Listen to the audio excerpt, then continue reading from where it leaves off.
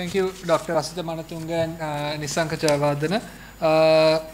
Next, we move on to our next symposium, symposium number 9, another very interesting topic on endocrine surgery. And let me welcome Dr. Sujeeva Talgaspitiya and Professor Sanjeeva Seneviratne to chair this session. Over to you, sir. Good afternoon, everybody. And on behalf of the President and the Council of the College of Surgeons of Sri Lanka, I warmly welcome you all to the 9th symposium today. And it's on endocrine surgery. So our first speaker is Mr. Stephen Farrell, who is a consultant endocrine surgeon and head of the endocrine surgery at St. Vincent's and Austin Hospitals in Melbourne, Australia. So he'll be speaking on pediatric thyroid nodules. Over to you, Mr. Stephen Farrell. I would like to thank Professor Renal Fernando and the organising committee for giving me the honour of presenting today at the Golden Jubilee meeting of the Sri Lanka Surgical Congress. I'm talking about workup of paediatric thyroid nodules, and I'm basing some of my talk on the experience I've gained working at the Royal Children's Hospital in Melbourne. I had no disclosures. Regarding paediatric thyroid cancer, it makes up about 1.8% of all thyroid cancer and is the 8th most common cancer in adolescents, the 2nd most common cancer in girls, and it is rare in young children. The ratio in females to males is similar in adolescents to adults, but in very young children it becomes close to 1 to 1.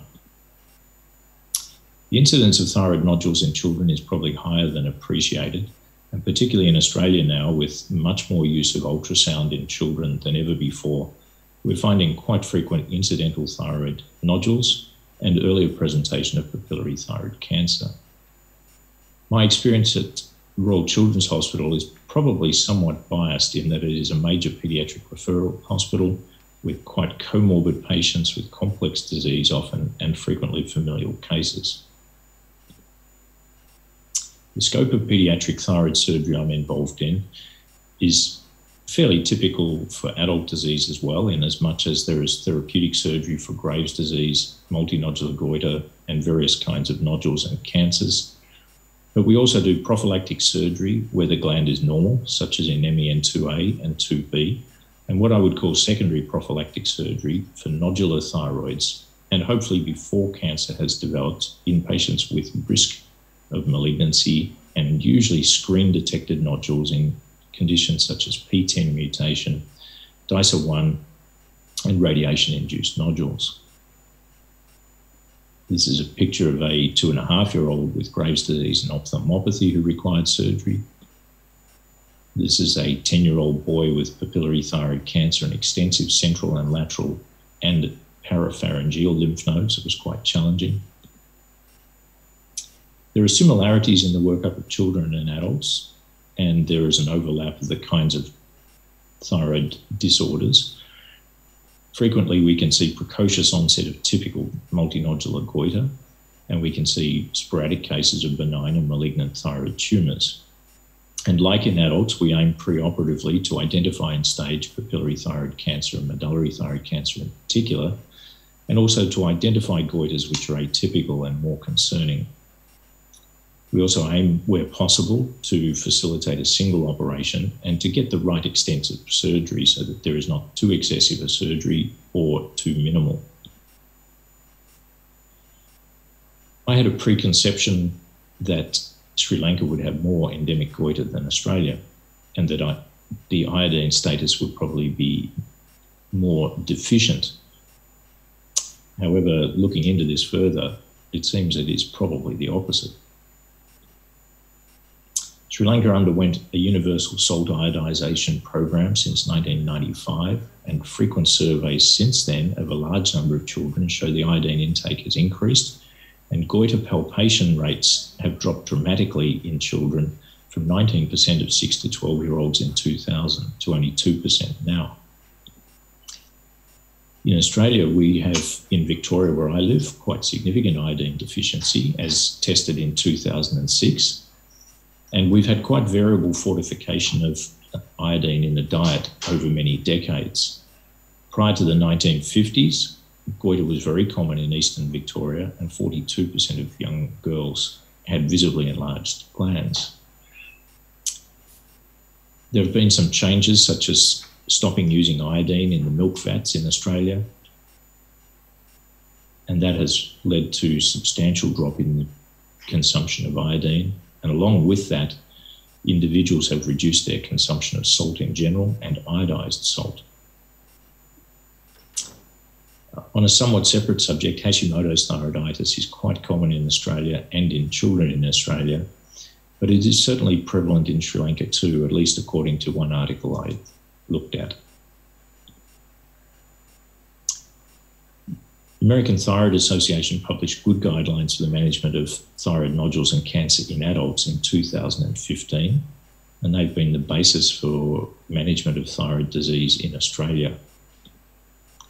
I really like the ultrasound risk stratification documents, and in this particular table you can see down the bottom very benign appearing thyroid nodules, and as we go up, the more suspicious nodules, which are solid, irregular in shape, hypoechoic, and with microcalcifications or lymph nodes. And according to the pattern seen on ultrasound, we can estimate the risk of malignancy and decide whether or not to biopsy and further management. And to a large extent, that is the same for children, but there are significant differences between children and adults with thyroid nodules, and that was enough to warrant separate guidelines. And the management guidelines for children with thyroid nodules and differentiated thyroid cancer were put out in 2015, also stop. The intention of the task force was to broaden the scope of acceptable therapy in an attempt to provide aggressive therapy when it was warranted and to limit over-treatment of children who were unlikely to benefit. Thyroid neoplasms in paediatric population exhibit differences in pathophysiology, clinical presentation, and long-term outcomes. And therapy that might be recommended for an adult may not be appropriate for a child. There is a low risk of death, but children are at higher risk of long-term harm for overly aggressive treatment. In children, the size of the nodule doesn't predict malignant histology, and the ultrasound characteristics in clinical context should be used preferentially to decide which nodules warrant FNA. In all children with suspicious nodules, ultrasound should also evaluate cervical lymph nodes. The malignancy rate in children is a little difficult to know. There is limited data, but it is clear, I think, that indeterminate FNA categories have a higher rate of malignancy than in adults. Also, while rare, there is a greater rate of medullary thyroid cancer in childhood nodules than in adults, and sporadic and screen-detected and novel cases of MEN2A make up a part of my practice. Individual nodules in children carry a higher risk of malignancy, and when there is malignancy, there is a higher rate of lymph node spread and distant spread. There are some other practical differences in managing children. A general anaesthetic is often needed to perform a fine needle aspirate, and for that, paediatric anaesthetic experience is very useful. Taking blood tests from children and regular taking of medication can be more challenging. And the children that I see often have other comorbidities. They've often had previous cancer treatment, or they may be syndromic. And particularly with the very small children, such as the MEN2B children that we're doing prophylactic thyroidectomies on, we have a much lower threshold to ICU or high dependency management postoperatively. For imaging, the same as in adults, ultrasound of the thyroid and the neck nodes is invaluable and the #1 tool. If there is gross nodal disease, particularly in children, that predicts high risk of distant disease. And when there is a large primary or gross nodal disease, we recommend a CT with contrast of the neck and the chest. And this is to look particularly for lymph nodes that could be resected but may be difficult to find, such as parapharyngeal and retropharyngeal nodes and mediastinal nodes, and also to evaluate for pulmonary metastases. We very rarely use FDG PET in children. It's pretty standard in Australia now to use the nerve integrity monitor for looking for and trying to preserve recurrent laryngeal nerves in particular, but they are very difficult to use in small children. They don't come in a small enough size. Furthermore, the surgery is difficult in small children, partly because of the scale of the organs and the structures, but also there's more frequent lymph nodes, and the parathyroids can be variable in appearance and really can be very challenging to find and preserve, and we use frozen section liberally. Historically, amongst children, there have been more complications from thyroid surgery, particularly for recurrent laryngeal nerve injury rates and permanent hypoparathyroidism, although I think those data are somewhat improved recently by more frequent practice of experienced adult surgeons operating on children. Historically, also, surgical undertreatment of cancer in children has been characteristic, and one of the most significant areas is inadequate extent of lymph node clearance, partly due to lack of looking for the disease and partly due to the approach, often with a berry-picking approach. Children have a better 20-year survival stage for stage than adults, and we have to be careful about radioactive iodine. There are probably increasing risks with decreasing age. For toxic nodules in children, we would diagnose them with scintigraphy, as in an adult, but surgical resection would more commonly be recommended rather than radioactive iodine. In terms of the initial evaluation and treatment of pediatric thyroid nodules, it is really quite similar to adults. Where there is a nodule that is suspicious, we proceed to ultrasound-guided biopsy. Those that are either clearly malignant or suspicious proceed to surgery. If they're inadequate or non-diagnostic, depending on the level of suspicion, there would be repeat ultrasound and FNA. And sometimes where it's clear that it's benign disease, there'd be more inclination to continue observation, but with a higher degree of suspicion and caution than in adults. So on that theme, there is a lower threshold for surgery for thyroid nodules in children because of the higher rate of malignancy. And that would be particularly the case for solid follicular type of nodules rather than the more spongiform or typical heterogeneous multinodular type nodules. For any atypical nodule, that would be the case, and if there are enlarging benign nodules. In terms of the pathology, papillary thyroid cancer has a variety of variants in children that is somewhat different from the spectrum seen in adults.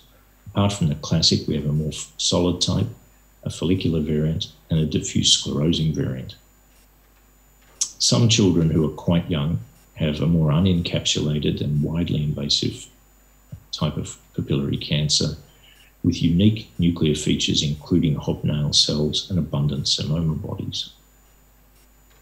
This is a picture of a total thyroidectomy with extensive lymph nodes in the delphium and pretracheal region, as well as bilateral central nodes. And on histology, you can see the degree of sclerosis. So dishormonogenesis is a cause of goiter in children and a cause of atypical goiters. And classically, it is associated with hypothyroidism, but there are a number of varieties. And often, in my experience, these are confluent solid nodules, which are most commonly follicular in type. They are variably partially cystic or echogenic. And in most cases, we don't know or investigate the exact cause, but there are some well-known syndromes, such as Pendred syndrome, and deficiencies or mutations in deiodinase enzyme peroxidase, for example. Some of the patients with P10 or DICER1 mutation may have fallen into this kind of categorization in the past. And all of these kind of children should be regarded as at increased risk for malignancy. There are a number of well-known genetic associations of pediatric thyroid tumours, but some of the best known are particularly uncommon. For example, Carney complex and polyposis coli associated cribriform morular papillary cancer. In fact, today we tend to see more cases of P10 hamartoma tumor syndrome and DICER1. We do have occasional children with Lee-Fraumeni syndrome, McCune-Albright syndrome, and Peutz-Jeghers syndrome, amongst others. This is a representative ultrasound from a 12-year-old girl, and her sister had already had follicular thyroid cancer, and this shows features that are concerning in a young child. Some solid follicular nodules in the left lobe in particular, and knowing the family history and the gene mutation, we performed a thyroidectomy. It turned out to be benign in this case. So children with a P10 hamartoma tumor syndrome have a high rate of thyroid nodules and a high rate of thyroid malignancy, and that can occur in quite young children.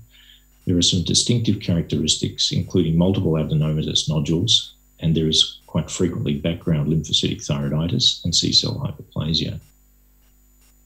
In P10 cases, minimally invasive follicular thyroid cancer seems to occur even in quite small nodules more than in other settings.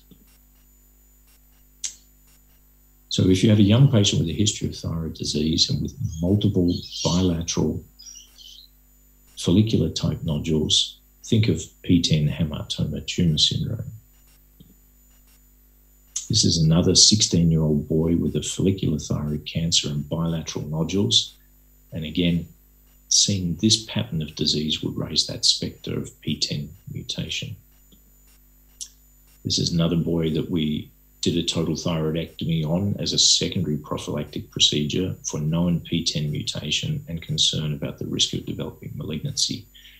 In fact, he only had circumscribed hyperplastic follicular type nodules and background thyroiditis. But that is the desired result. We prefer to take these thyroids out before malignancy develops. We have a group of patients who've had childhood cancer and external beam radiotherapy who go on to develop either thyroid nodules or thyroid cancers. And these children develop thyroid nodules at quite a high rate. And those who received the highest doses are most at risk, particularly if they were young at the time of exposure. These children are difficult to evaluate because they have multiple nodules. Quite often these nodules are suspicious, and it is impractical to perform repeated and multiple fine needle aspirates under general anaesthetic. We also have concerns that these patients are more prone to get lymph node metastases at smaller sized tumours. So we, at the Children's Hospital, have a lower threshold to prophylactic thyroidectomy when we have nodules in such high-risk patients, even if we haven't proven malignancy.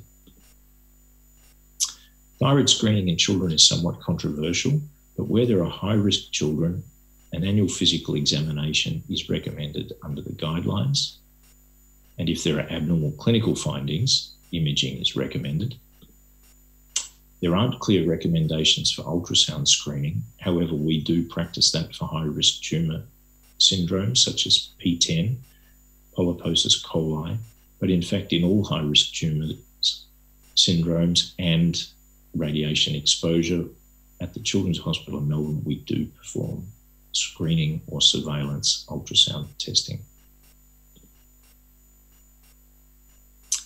Again, there is probably pretty limited data about Hashimoto's thyroiditis in children, but there's an interesting paper that showed that the incidence of thyroid nodules and thyroid cancer in a group of children with Hashimoto's thyroiditis was 31% and 3% respectively.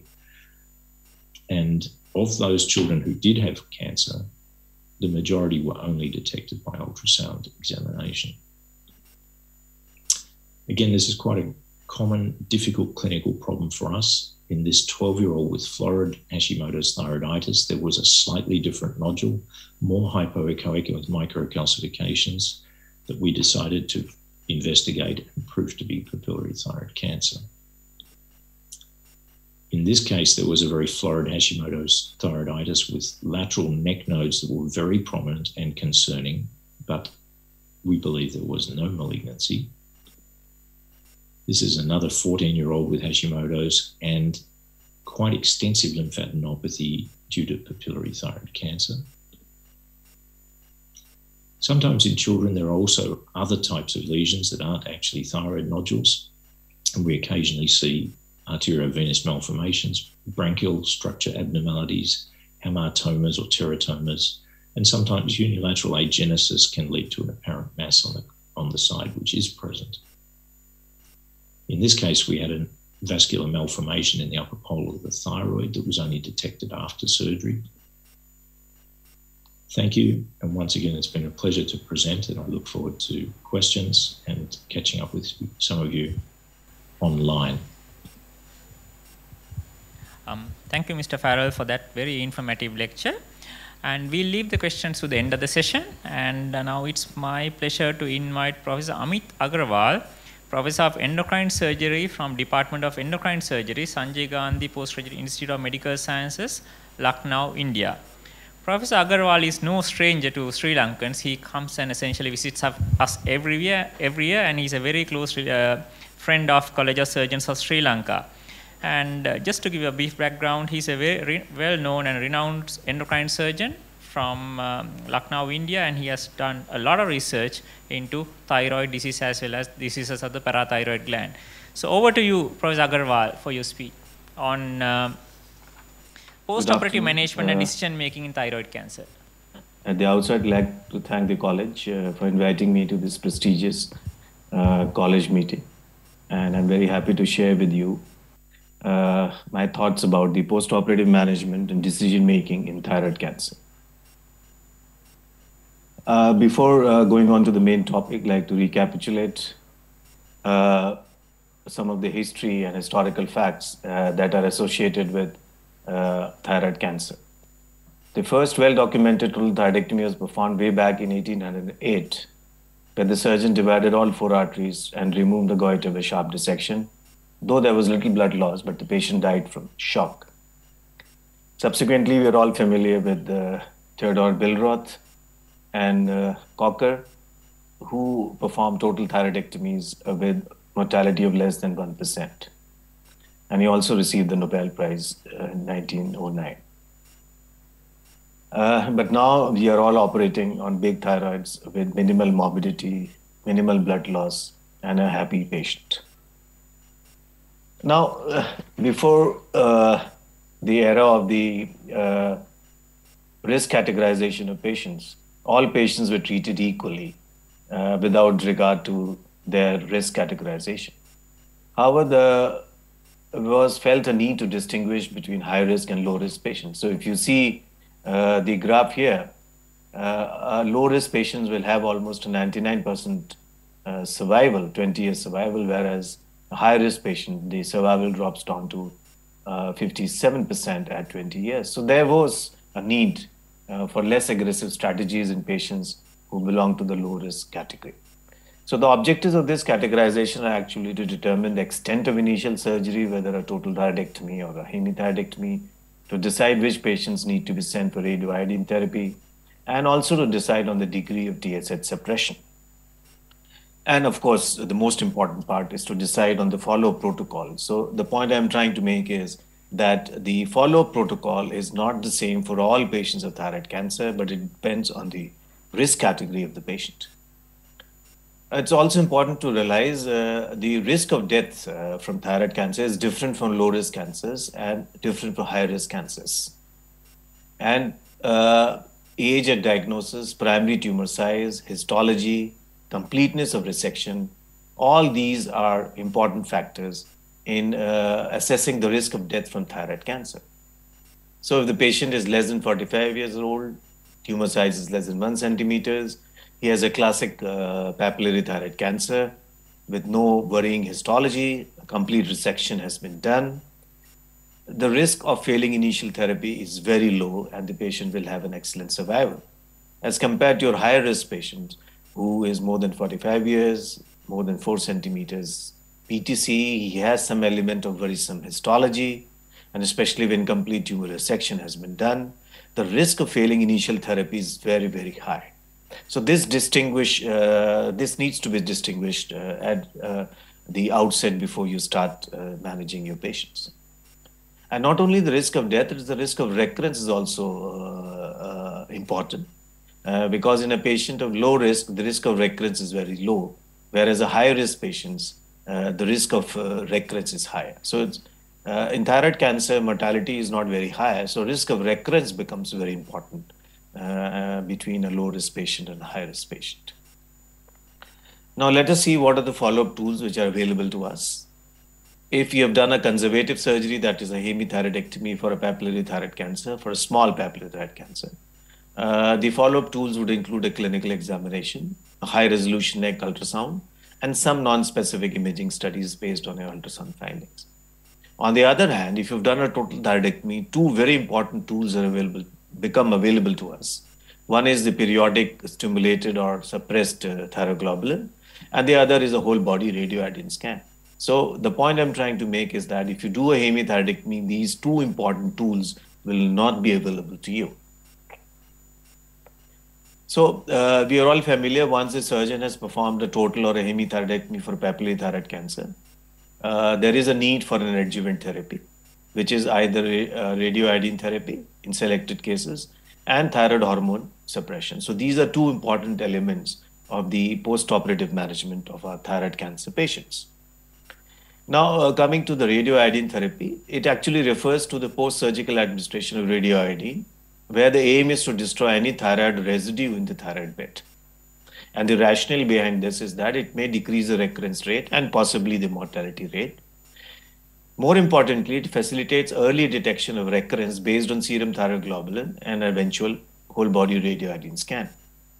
And a high activity of radioiodine permits a highly sensitive post-therapy radioiodine scan, which is done 2 to 5 days after the administration of radioiodine, which may reveal previously undiagnosed metastatic sites. So once you have ablated the thyroid remnant, only then you are able to pick up the metastatic sites. So unless that thyroid remnant in the neck is destroyed, and remember the normal thyroid tissue has 300 times more avidity to pick up radioiodine than the metastatic tumor cells.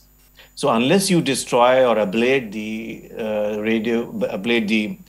remnant in the neck, you will not be able to pick up the metastatic foci. And therefore, this is a very important aim of giving radioiodine therapy. So you patient, one of my patients who had a remnant in the neck, and following radioiodine therapy, you can see that the remnant has disappeared and there are no metastatic sites in this patient. Now, over the years, what has happened is that, and I can tell you from my practice, 2 decades back, I used to send all my patients for radioiodine therapy, but subsequently, once the realization of low risk and high risk category was recognized, we selectively sent patients for radioiodine therapy. So the point to remember is that if the patient is of low risk for relapse, that is recurrence, and low risk for mortality, then there is no indication. And what are these patients? One who has got a complete surgery, who's got a favorable histology, unifocal less than 1 centimeters, without lymph nodes, without metastasis, and of course, no extrathyroidal extension. This is a perfect patient who does not require a radioiodine therapy. On the other hand, if the patient has distant metastasis, has had incomplete tumor resection, or even after total thyroidectomy, if there is an extrathyroidal extension, or the size is more than 4 centimeters, or there is a lymph node involvement, there is a definite indication, and it will be wise to send your patient, such a patient, for radioiodine therapy. And of course, there are some intermediate indications, which are for like tumor less than 4 centimeters, but more than 1 centimeters, age less than 18 years, no lymph node dissection, or there is some unfavorable histology like a tall cell, a columnar cell, diffuse sclerosing, or a follicular cell. So it's very important for the thyroid surgeon to look at the histology in detail, and if you find there is some worrisome element, patient should be sent for radioiodine therapy. We are all familiar with the ATA chart of the ATA risk category. They have a low risk, then an intermediate risk, and a high risk patients. And it's the same thing how you send and select your patients for radioiodine therapy. So I'll not go into detail of radioiodine, but it's important that nowadays, instead of thyroid hormone withdrawal, There is another method of recombinant TSH where the patient need not be made hypothyroid by withdrawing the thyroxine. So the quality of life of the patient is quite good and does not have to suffer the 3 to 4 weeks of hypothyroidism. So I will not go into details, but this is the schedule of the recombinant TSH administration. So there are 2 injections which are given. These are 0.9 milligram. On day 1, you collect the TG-TSH and give the first injection, the second injection on the second day, and third day you do the radioiodine administration and do the scanning. And if required, you can do the therapy if the patient shows uptake in the neck or metastatic sites. The second thing is that serum TG should be measured immediately before iodine administration because if the TG is low, then the patient is associated with a favorable outcome. Now coming to the dose, this is often a question that is asked, and for the residents, this is a good slide to remember. For ablation of remnant thyroid tissue, 30 to 100 millicuries are given on an average. If the patient showed lymph nodes metastasis, then 100 to 150 millicuries. And if there are distant metastasis with the lung or bone, 150 to 200 millicuries are given. And remember, for distant metastasis, the cumulative dose can be somewhere around 600 to 800 millicuries given in different settings. So it's important to remember. And the other point is that if the dose sometimes is given less than 30, patient does not require admission and is given on an outpatient basis. But any dose which is more than 30, the patient has to be admitted for at least 48 hours. So this is a patient who had a neck remnant, and when the neck remnant was, and also showed lung metastases, and after radioiodine therapy, you can see that the lung metastases have disappeared. And this is particularly true in children, where they're very responsive to radioiodine therapy. So radioiodine therapy is a very important tool for thyroid, managing thyroid cancer patients. The second important tool which is available to us for post-operative management is the thyroid hormone suppression. And the aim of thyroid hormone suppression is to correct hypothyroidism, but more importantly, to inhibit the TSH-dependent growth of the residual tumor, because the most important driver of thyroid cancer is the TSH. And therefore, it's very, very important to suppress the TSH. The drug of choice is levothyroxine, and one must remember that there is no use or place of T3 in the long-term treatment of thyroid cancer patient.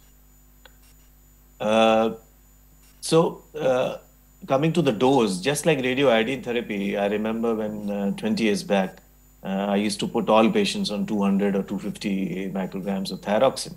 But similar to the selective use of radioiodine, there was selective dosage for different patients depending on the risk categorization. So in the TSH suppressive therapy should be to decrease the TSH to 0.1 milliunits per liter. Whereas in patients with high risk patients, the serum TSH should be undetectable or less than 0.1 milliunits per liter. And so if you look at this chart, the important thing to remember is if you increase the dose of TSH suppression, there is a risk of some complications in the form of cardiac disease or osteoporosis and risk of atrial fibrillation. But it's important to, see if your patient has an excellent response, then perhaps TSH can be kept between 0.5 and 2, and no suppression is needed. On the other hand, if your patient has an indeterminate response, the TG is slightly higher, then you can do a mild suppression with a target of 0.1 to 0.5. Whereas your patient has a biochemical incomplete response or a structurally incomplete response, that means TG is quite high, then it's very important to have a complete suppression with TSH target being less than 0.1 million. So there are 2 parameters to assess the dose of thyroxine.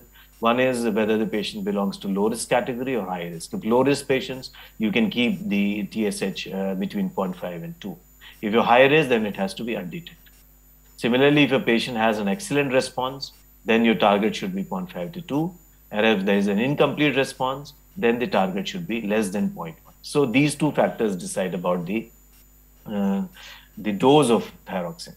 So for a patient who has had a excellent response, I will give around 100 to 150 micrograms, whereas the patient has biochemically incomplete response, the dose could be somewhere around 250 to 300 micrograms. Now, so the other important thing that to remember is that once you follow up these patients, some of these patients can be labeled as cured, because if their TG is normal and they're on thyroxine therapy, you can actually label the patient as cured, right? So here thyroxine therapy may be decreased to maintain a low but not a suppressed TSH patients. So this is a new concept that has come where you do a dynamic follow-up patient and re-stratify the patient. So most of your patients will become low risk after you perform surgery, and they can be labeled as cured. So this is a chart taken from the ATA recommendations. This shows the clinical decision making and management in ATA low risk patients. So in low risk patients, the initial TSH goal should be less than 0.2 if the TG is non-stimulated, or if the TSH should be maintained between 0.1 to 0.5. Whereas this is a patient with a high risk patient, intermediate risk patients, where the initial TSH goal is 0.1 to 0.5. And in a high risk patients, the initial TSH goal is less than 0.1. So just I'm trying to reiterate the point that in high risk patients, complete suppression of TSH is very important. Besides the radioiodine scanning and TG, other important tool that is available to us is a high resolution ultrasound, and I recommend annual ultrasound for your patients. But there may be a subset of patients with metastatic disease which are not localized by radioiodine scan, especially which is negative, and they may require imaging in the form of CT, localized CT, MRI, and usually a PET scan. Now, PET scan has become a very important tool in the hands of nuclear physician and the thyroidologist for following up your patients with thyroid cancer. In fact, this PET has become very important in patients who are thyroglobulin positive, but they are scan negative, what is known as the TENIS. So the acronym that is used is for TENIS. So such patients can be managed with giving an empirical dose of iodine 131 and do follow-up. So this is an algorithm for patients of TENIS, where the thyroglobulin is elevated, T is thyroglobulin elevated, but the radioiodine scanning is negative, or there's no uptake. So here you can do a PET scan, which is very important. And if you find that there is a metastatic disease, but which is operable, then you go and perform surgery. For example, there's some lymph nodes in the neck. So in any accessible area, you can operate. But most of the time, it's an inoperable disease. For example, a mediastinal node, or there is a lung metastasis or bone metastasis. Then in these cases, then empirical iodine 131 therapy is given, and sometimes an external beam radiotherapy. And really, if the PET scan is negative and TG is high, then the only thing to do is consider observation with TSH suppression. Now, in patients who do not respond to empirical therapy, nowadays, some interesting therapies are now available, which are quite effective. One is a molecular therapy with tyrosine kinase inhibitors. And now in India, the lenvatinib and even cabozantinib is now available. These are very good drugs, but there are a lot of issues with toxicity, when to start the drug, the dosage, and when to stop the drug. These are questions that are still unanswered. But I'm having good response in our patients with lenvatinib and cabozantinib who do not have radioiodine positivity, but thyroglobulin is elevated. The other important tool that is available for therapy with the nuclear physicians is the PRRT therapy or the lutetium therapy with 177 lutetium dotonate. This is an important tool, and good response has been seen in patients with this therapy. The third important agent available to us is the redifferentiation therapy, especially with retinoic acid and selumetinib, where the tumor is made radioiodine avid again and then killed with radioiodine therapy. Of course, chemotherapy has a very little role to play in thyroid cancer. So important tool to remember is, one is the lutetium therapy. Second is the tyrosine kinase inhibitors such as sorafenib, lenvatinib, and cabozantinib, now available in India. And third is the redifferentiation agents like retinoic acid, which is very cheap, and selumetinib, which is has been shown to cause radioiodine avidity in radioiodine negative metastatic tumors. There is no role for chemotherapy in thyroid cancer patients. Before I close, I'd like to mention that it's very important to assess the quality of life in our thyroid cancer patients. And this was one of our studies where we looked at the quality of life in thyroid cancer survivors. And what we found that the thyroxine withdrawal and the period of radioiodine scanning and ablation and frequent thyroglobulin testing deteriorates the quality of life in these patients. And therefore, it's very important to counsel your thyroid cancer patients. And this counseling should start from day one, during your surgical procedure, following thyroxine withdrawal, and radioiodine scanning. So these are points in journey of thyroid cancer management that may cause anxiety to the patient. And if you can lend a healing hand by your counseling, the patient can carry on with this difficult journey of completing the therapy. So interestingly, the surgery itself does not cause a lot of deterioration in quality of life, but it is the post-operative management that causes or deteriorates the patient's quality of life, both mental and physical as well as emotional. So it's very important to counsel your patients appropriately and at frequent intervals so that you can mitigate the deterioration in the quality of life. Thank you very much for giving me this opportunity, and I'll be happy to take any questions. Thank you very much for that excellent lecture, Professor Agrawal. Our next speaker does not need any introduction to the surgical fraternity of this country. Professor Ranil Fernando is a senior professor of surgery, Faculty of Medicine, University of California, and currently is the Dean of the newly established Faculty of Medicine, University of Moratuwa.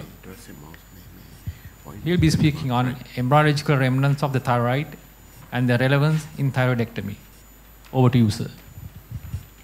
Mr. Chairman, thank you very much.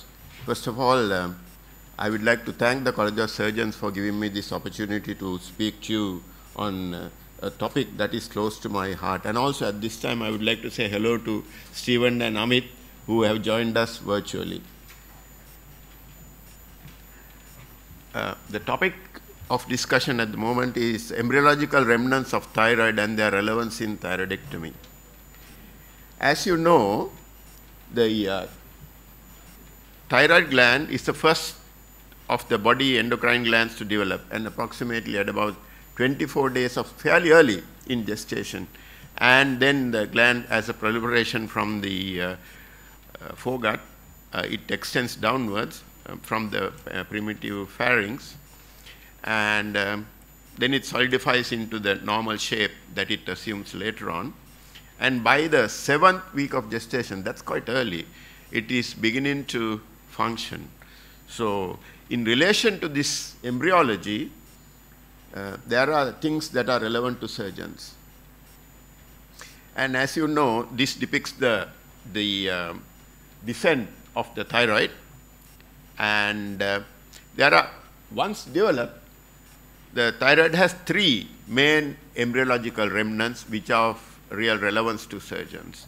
The first one is the thyroglossal tract and the pyramidal lobe. The second one is the tubercle or Zucker candle. And the third one, the thyrothymic remnants. Now, these are not imaginary things. These are all very much there when you operate on the thyroid gland. And as you can see, the pyramidal remnants are found in the upper part. And then from the ultimobranchial body, the tuberculous Zucker candle is found in the middle of the thyroid. And then the descending remnants are there in the lower part. And if the remnants become very big, they can become a real large retrosternal goiter. So these points are all relevant in thyroid surgery. And the technique of thyroidectomy changed around 1970s, the era of control trials and so on. The change that took place is outlined here in various aspects, but I want to emphasize today, in the 70s it was anatomical, but after the 90s, we should call it embryologically complete thyroidectomy. That's what could be called a total thyroidectomy. Otherwise, if you leave the remnants behind, if they are embryologically not complete, then it is not a total thyroidectomy. The remnants of the thyroglossal tract cause thyroglossal cysts and fistulae, which all of us have encountered. And here's a thyroglossal cyst, which all of us probably have operated on. And then you undertake the cyst trunks operation. It is quite important to excise the hyoid bone, the middle part, to make this operation a complete one. Otherwise, it is prone to recur because the tract revolves round the entwines round the hyoid bone when it comes down. So as surgeons operating in this area, this is an important fact to remember. Thyroglossal tract and the pyramidal lobe, most of the time I guess it's left behind inadvertently, and invariably it will cause a recurrence. Now we have a series of patients who have had only pyramidal lobe recurrence. It could be isolated, or if you leave everything, then the surgery is difficult. And here is one patient that we had, and you can see the lump, and we just did a radioiodine scan just to confirm that it is thyroid situ, and you can see the picture of the radioiodine, which is positive, and that's the operative sample. So it's quite, they have a low scar in the neck, and you have to reach that higher part later on through the same scar, because it would be very ugly if you leave two scars. So this is quite difficult, but it can be done. So we have to avoid this. The idea in putting this slide is to say that we must not let this happen by judiciously removing the pyramidal lobe. The next one I want to talk about is a tubercular sugar candle. It's called the forgotten tubercle, and I want to speak a little bit about this. It was described in 1902 by Emil Zuckerkandl, an Austrian anatomist, and is present in most posterior side of the lobe in the middle part, and unless you are careful, there can be various issues related to this tubercular Zuckerkandl. Its close relationship to the recurrent laryngeal nerve and the superior parathyroid must be borne in mind. As this picture shows you, it's in close proximity. When you're dealing with this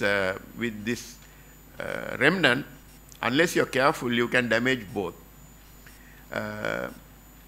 In the era of subtotal thyroidectomy, this remnant did not receive any notice. But it is a very important landmark in identifying both the superior parathyroid and the recurrent laryngeal nerve. Then later on, sometime recently, my friend Jonathan Serpel described there are two fascial planes in relation to these structures. Now let me explain that a little bit to you. If you look at the thyroid there, that's a thyroid lobe. The nerve is in one plane, and the parathyroids and the other things are in another plane, and the vessels are there. So how does it relate to thyroid? Well, if you are going to undertake a total thyroidectomy, you can see the nerve and the parathyroid, and if you devascularize the lobe to take it out like that, you can damage both the nerve, and also you are not sure about the vascularity of the parathyroid gland. So what you really need to do is to identify the tubercular Zuckerkandl, then lift it up, and then identify the vasculature carefully. Now you will be safe with the parathyroid and the nerve. That lifting up of the tubercular Zuckerkandl is a very important maneuver during thyroidectomy that you have to undertake.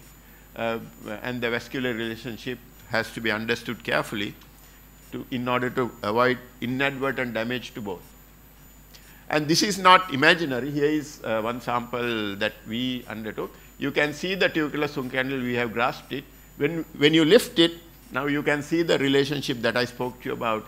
You can see the parathyroid and the nerve clearly, and you can now identify the vasculature, and you can now ligate. And you can see large tubercles of Zuckerkandl in the bottom specimen. So it's a reality. and it's something that all of us have to pay attention to during thyroidectomy.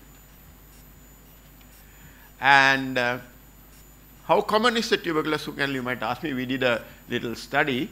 It was present in about 64% on both sides, and 95% on the right. It's much common on the right than the left in our study, and it was mostly type 2 and 3.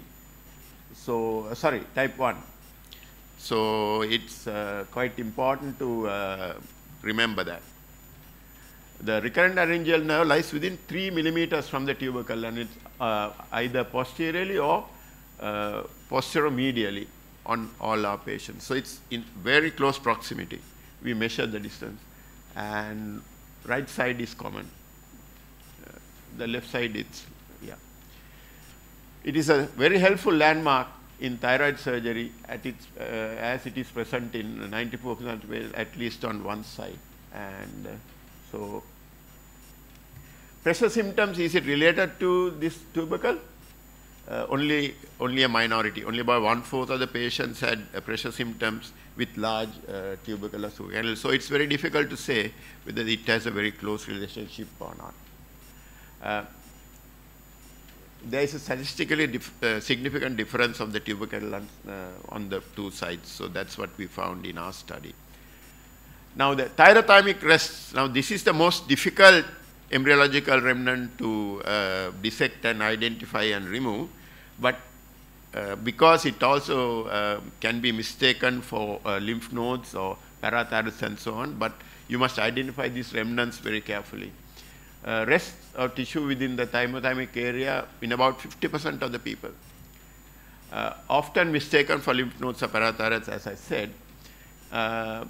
80% of the rests identified are attached to the thyroid properly by a pedicular thyroid tissue, sometimes entirely separate. Now, that's where the difficulty is sometimes, and sometimes it's a thin, tenuous band of fibrous tissue. So, all these things, most rests are small, and that's why they are mistaken for lymph nodes or parathyroids, and usually they are about centimeter or less. So, this is why I said this is the most difficult remnant for you to deal with when you are doing thyroidectomy. And 57 had bilateral rests, and about 30% had only on one side. Again, the right seems to be more common than the left for some reason. And here are some of the examples in our experience, and you can see where these rests are. The top picture, it's fairly big one, but the others are very small. And you can easily leave these things behind if you are not looking for them. And in most of these things, it's attached to the thyroid. But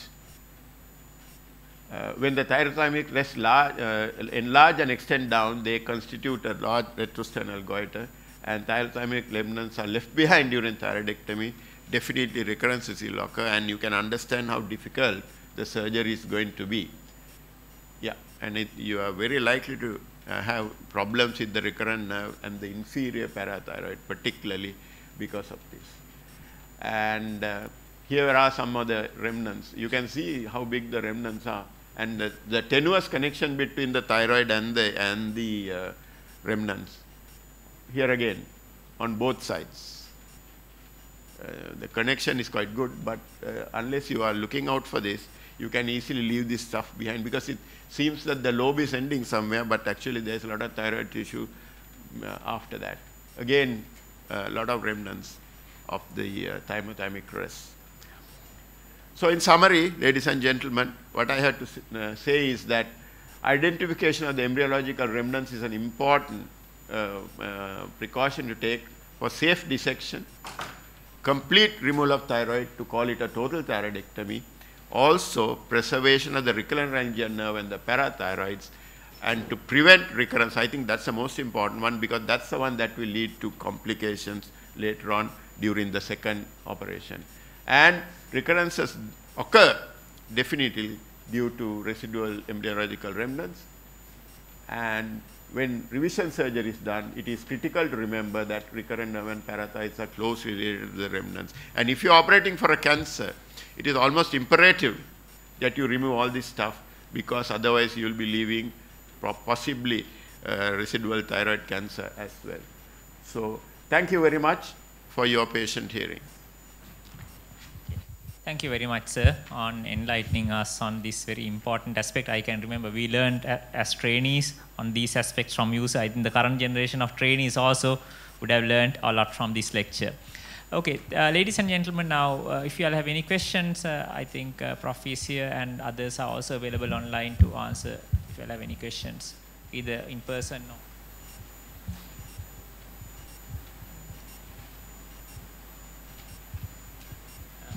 Can I ask a question from Professor Agarwal?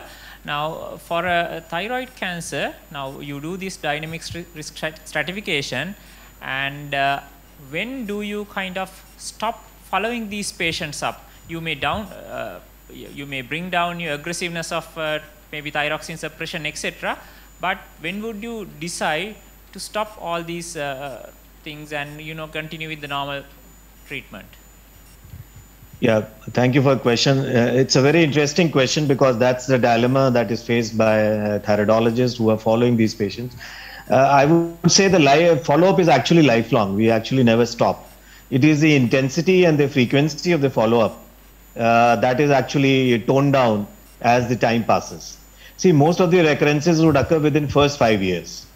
So in a high-risk patient, for the first 5 years, you have to have a very aggressive follow-up.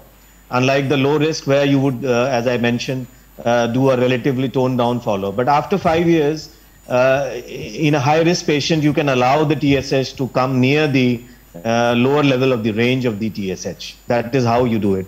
So next 5 years, you would allow the TSH between the upper and the lower values. So that is how you kind of downscale your aggressiveness of the follow-up. But having said that, the follow-up is actually lifelong. You never would like to leave the patient not following up. Thank you very much. Thank you.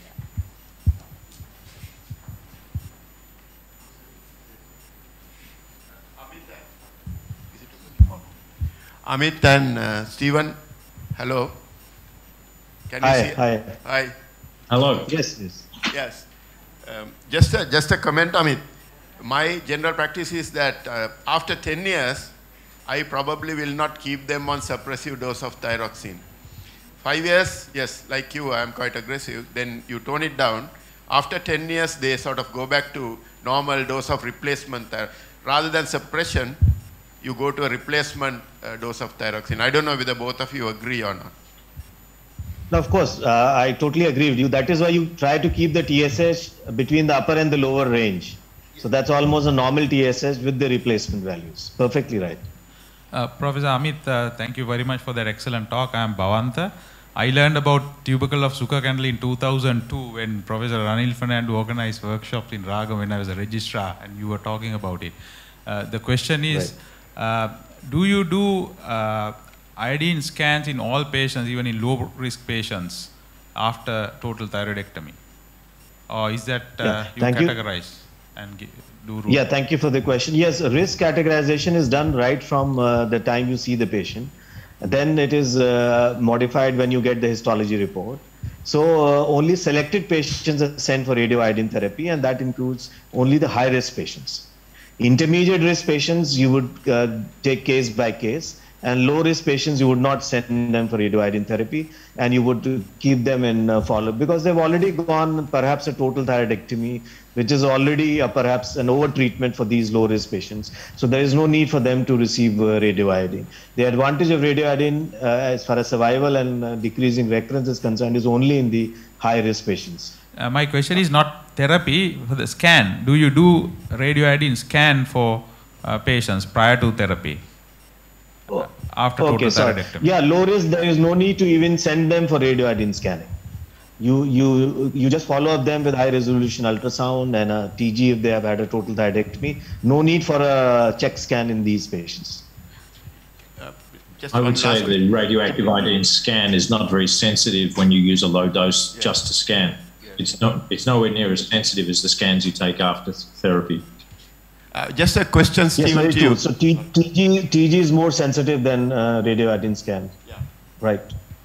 Stephen, just a little query from this Renal here. Yes, hello, Renal. this.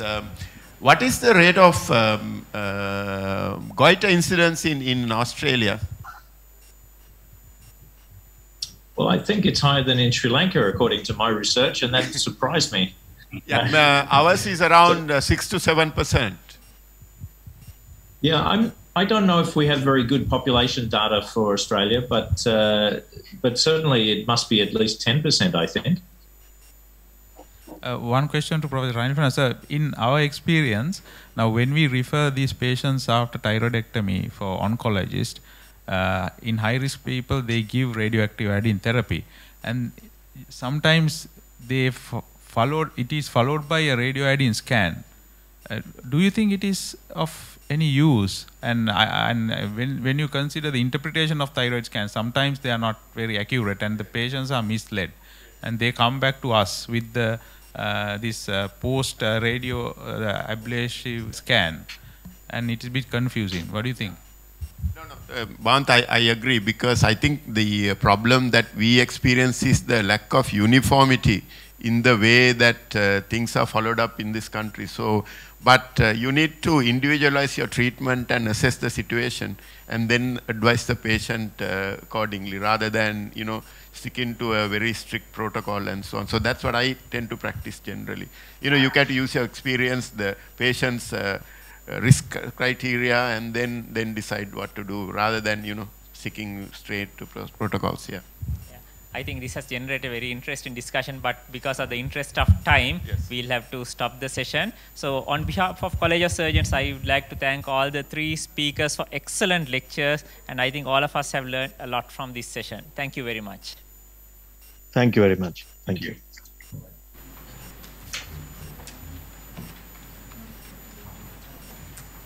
Thank you, Professor Sanjeev Seneviratne and Dr. Sujeeva Talgaspitiya for chairing this session. And now we would like to break for lunch, and we hope to be back at 2 o'clock, and I hope you all will join us again. And there are very interesting symposia, plenaries, and a debate awaiting you, and also the SAARC memorial oration after lunch.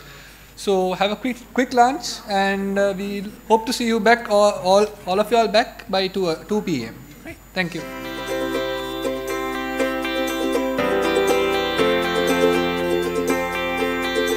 Are your NPWT patients on Sensitrac? Track in Sensitrac technology stands for Therapeutic Regulated Accurate Care. The Sensitrac technology is more than a way to connect a wound to NPWT. The VAC therapy system is the only NPWT system that measures pressure at the wound site. It ensures that the programmed therapy is delivered for optimal outcomes. Why should you be using Sensitrac technology? This is because negative pressure at the wound is influenced by its relative position to the pump due to gravity. Only Sensitrac technology compensates for these pressure variances at the wound site. There are 3 critical components of the Sensitrac technology: Sensitrac pad, Sensitrac tubing, and the monitoring software. The Sensitrac pad helps reduce tubing blocks and false alarms through enhanced fluid dynamics.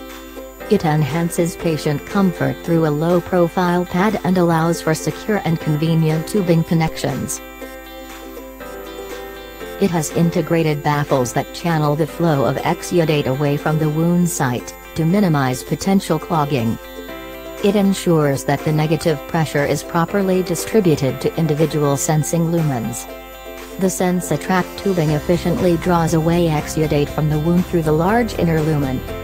The sensing lumens function independently to continuously monitor target pressure at the wound site. This supports alarm accuracy. The monitoring software has sensing technology that continuously monitors pressure feedback. This allows the VAC therapy unit to regulate negative pressure at the wound site by adjusting pressure. Safety alarms alert caregivers if target pressure is not maintained or therapy is interrupted.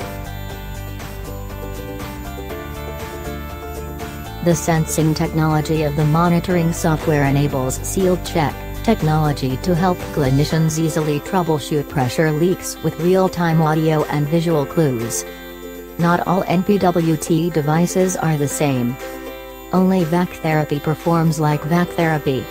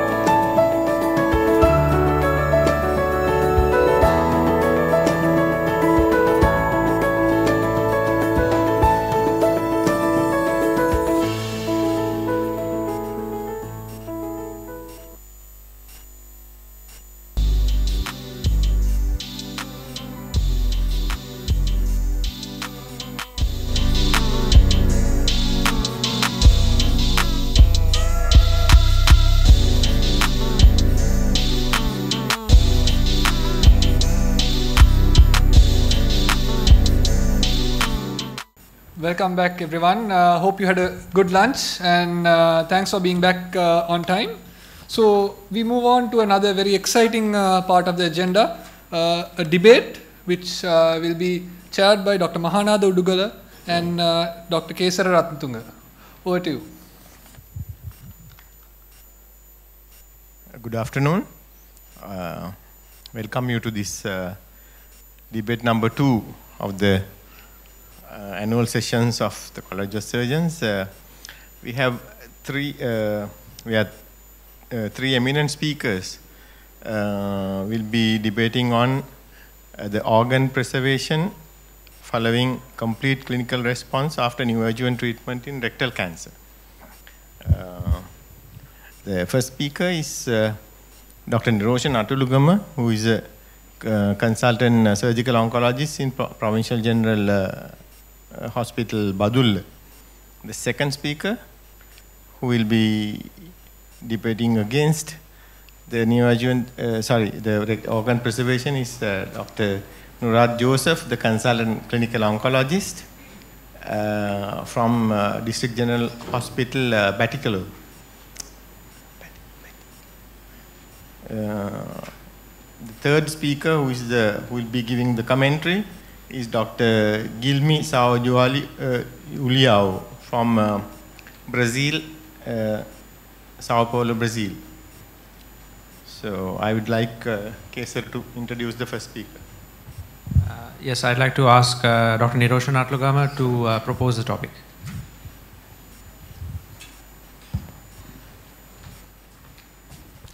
Thank you very much. So as you heard, I am a surgeon, but I'm going to talk against surgery for organ preservation. I know it's an humiliation for a surgeon in a surgical forum to talk against surgery, but I will try to salvage myself as well as the organ. So, you know, standard of care for locally advanced rectal cancer is upfront treatment plus interval surgery and plus or minus adjuvant treatment. And then we surgeons know how to take a perfect TME specimen out. We can do it laparoscopically, robotically, we can do transanal TMEs, and of course we can go for a very ultra-low anastomosis and we can brag about it the whole day. But the story is not the same for the patient. It's a surgery with significant morbidity. Still there is some mortality, there is urinary sexual dysfunction, there is fecal incontinence. And of course the most feared outcome is ending up in a permanent stoma. You might not start with a stoma, but still there is a cumulative risk of ending up in one. 1/4 of patients at 10 years would end up in a stoma, mainly due to anastomotic morbidity, and you can do a very ultra-low anastomosis, but it's just a perineal stoma for the patient. And if you have a stoma, you are assured that you will have long-term problems. Now, going through all these hassle, you know, 30 to 40% of patients is just a futile process. They will end up in a systemic failure. But however, if you analyze a cohort of patients who have complete pathological response, they have a very good prognosis. Their systemic failure rates are around 10%, and look at this local recurrent rate, just 1%. And even the long-term survival data on meta-analysis, 5-year disease-free survival, overall survival is remarkably better for patients who have complete pathological response. And fortunately, 15 to 20% of patients will show complete pathological response. Now, unfortunately, retrospectively, we have been offering radical surgery for all these patients, and hence, despite their good prognosis, compromising their quality of life. Now, kudos to this lady, Dr. Heba Gemma, and her team invented non-operative management or watch and wait for rectal cancer who had complete clinical response following neoadjuvant treatment. Now, in their first analysis, there were 1/4 of patients who had complete clinical response, and they were offered watch and wait. They were compared to patients who had surgery and complete pathological response. Now, you can see the long-term survival data are pretty impressive and comparable, and only 2 patients in the watch and wait group developed local regional recurrences. So, ladies and gentlemen, the dilemma right now is we have a good cohort of patients who have a very good prognosis, hence you can offer watch and wait and preserve quality of life. But on the other hand, we have come a very long way improving survival for rectal cancer, tweaking different modalities of treatment modalities in different combinations. And you know, surgery is the cornerstone, and just avoiding TME, we do not want to give up on those oncological outcomes. So let's look at some survival data for watch and wait on literature. So there are 2 robust data sets. One is by DOSA, a meta-analysis, looking at 23 studies comparing patients who had watch and wait against patients who had surgery and complete pathological response. Now, in the analysis, they reported 15.7% local regrowth rate for watch and wait group. Obviously, it's a higher number. And quite understandably, you can see if you look at the disease-free survival, it's far inferior for the watch and wait group. But did it really matter when it comes to overall survival? It did not. There is no overall survival difference. Let's look at another data set. This is an international watch and wait database created in 2014. They pooled all patients with, who were managed with watch and wait around the globe, and they pooled it into one database. And there were 880 patients who were managed with watch and wait, and it's a single arm study. Now again, you can see the local regrowth rate is around 25%, again a significantly higher number. But if you look at the systemic failure rate, it's just 8%. What about the survival? Again, pretty impressive results. For the whole group, it's 85% at 5 years, and if you have a more sustained response, it's around 88%. Now, if you compare them with patients who had surgery and complete pathological response, their survival outcomes are comparable. So again, even if you have a higher local regrowth rate, their overall survival is not compromised. Now, the other good news is, even if they get a local regrowth, that 97% of the time it does happen in the bowel wall, and that's the sole recurrence. So which means you're just doing a simple digital rectal examination / endoscopy, you can detect those recurrences. And whereas in the surgical group, if you get a local recurrence, that's extraluminal, that's in the pelvic cavity. And it doesn't really matter whether you get a local regrowth, because 93% of the time you can salvage them, and 80% of the time you can offer sphincter preserving surgery. And of course, from there onwards, they will have a good survival outcomes. Now let's look at those as meta-analysis. Still in their full analysis, 95% of patients were offered salvage therapy for local regrowth, and sphincter preserving surgery was offered for 50% of patients. In the International Watch and Wait database, 80% of patients were offered salvage therapy, and they continue to have good survival outcomes. Now, on the downside, for this upfront TME group, if they get a local recurrence, only 20 to 30% of patients could be salvaged. Now, one would argue that why not doing a local excision, so that you will know that surely whether there is residual disease or not. Now, this has been looked in several RCTs. Of course, their oncological outcomes are non-inferior, but the problem is 30 to 40% of patients require TME because of residual disease. And the other major issue is poor functional outcomes, major incontinence rates, because if you go back in 1 or 2 weeks' time, you will see there is severe wound dehiscence because they are severely radiated. So right now, there is no benefit for local excision. And whatever said and done, we need to understand patient is the central pillar in the game and their expectations. So in this study, you can see 60% of patients would give up 1/3 of their life expectancy just to avoid a stoma. That's how important avoiding a stoma for a patient. So if you look at the 3-year colostomy-free survival of watch and wait is 74%, whereas it is only 47% in the surgical arm. And of course, they have good functional outcomes. So I think case is pretty easily finalized. I think there is non-inferior oncological outcomes. Even if you get a local regrowth, it is readily salvageable, and you have pretty impressive quality of life outcomes. So I think it's a pretty easy go for watch and wait when you have complete clinical response. Now, I think more than that, I think the bigger problem is it's not the applicability of watch and wait. I think it's about defining complete clinical response close to complete pathological response. 10 to 50% of patients show complete clinical response, but the true pathological responders are 2 times less. How you define complete clinical response? Again, in different studies, there is significant heterogeneity, but you can use digital rectal examination, endoscopy, you would like to see mucosal whitening, telangiectasia, and of course, MRI is standard these days. You can use T2 weighted images, diffusion weighted images, and you can assess MRI tumor regression grades, which have shown pretty higher accuracy levels. Again, PET-CT scans have been assessed and of course shown very promising results. But so far, on comparative studies, there is no single modality that have shown superiority. It's the combination of modalities that have shown superiority. And are there any predictors that can assess or predict neoadjuvant response? Now, primary tumor characteristics can predict complete pathological response. Now, you can see in this study, a smaller study looking at baseline T stage in the watch and wait group, and they were looking at the local regrowth rates. Now, you can see the smaller the tumor, chances of developing a local regrowth is very minimal. And in this larger study, you can see larger the tumor, the higher the chance of developing a local regrowth. Again, the pre-neoadjuvant nodal status have been looked into. Now, in this study, whether you had node positivity or negativity, it don't really matter. Once you achieve complete clinical response, it did not affect on the long-term survival, but it's a very small retrospective study. And also, various biomarkers have been assessed to predict neoadjuvant response. Tumor genetics, blood-based molecular markers, all being assessed and proven very promising results. So the future is, when you define complete clinical response, I think all these factors should be factored into one equation to increase accuracy.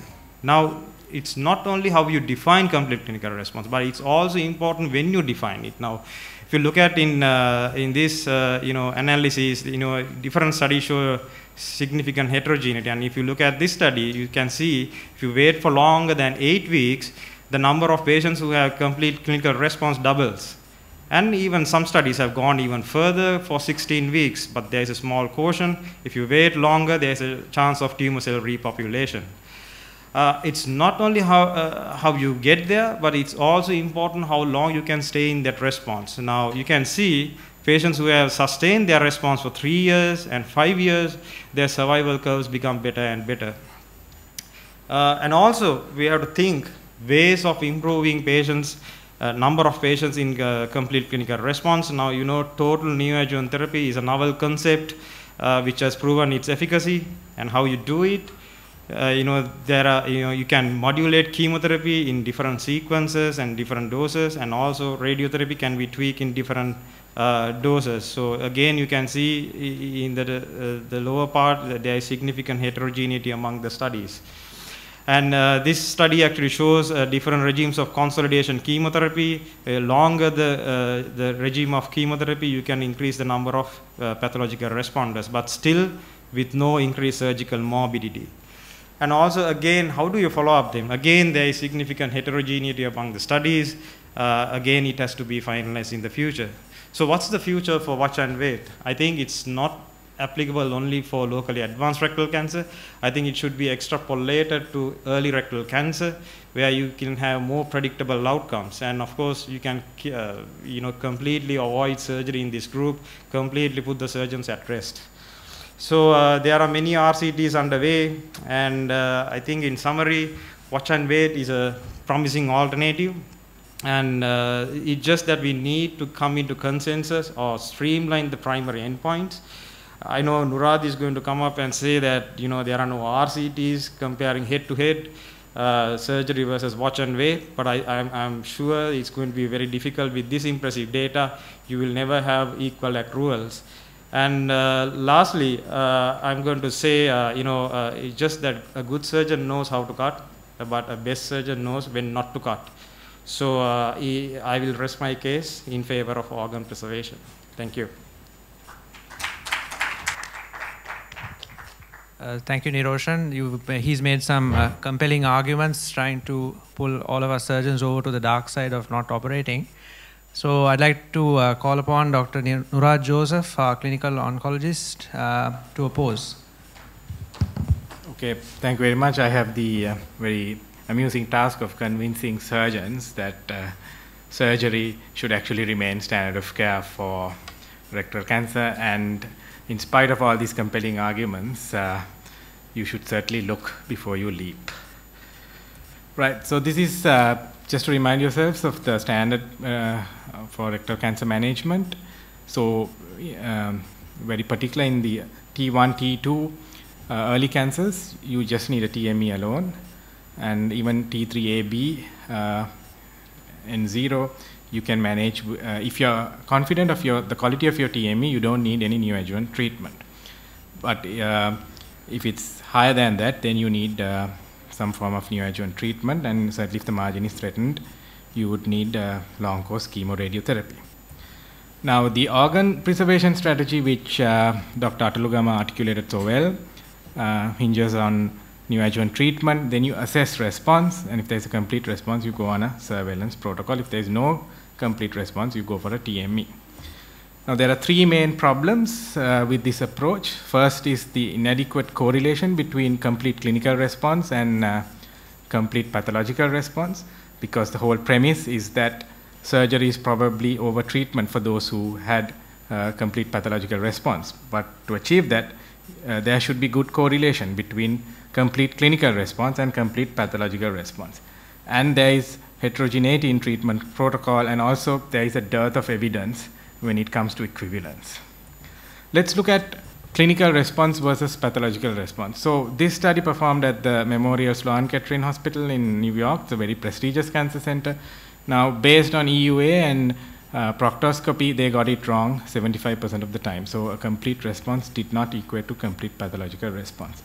When it comes to imaging, there was accuracy much better than that, but still, imaging in all its forms, MRI, endoscopic ultrasound, and CT, got it wrong in 25% of the time. So for a dose de-escalation, for a treatment de-escalation strategy, this accuracy is not enough. Compare this with sentinel lymph node biopsy for breast cancer.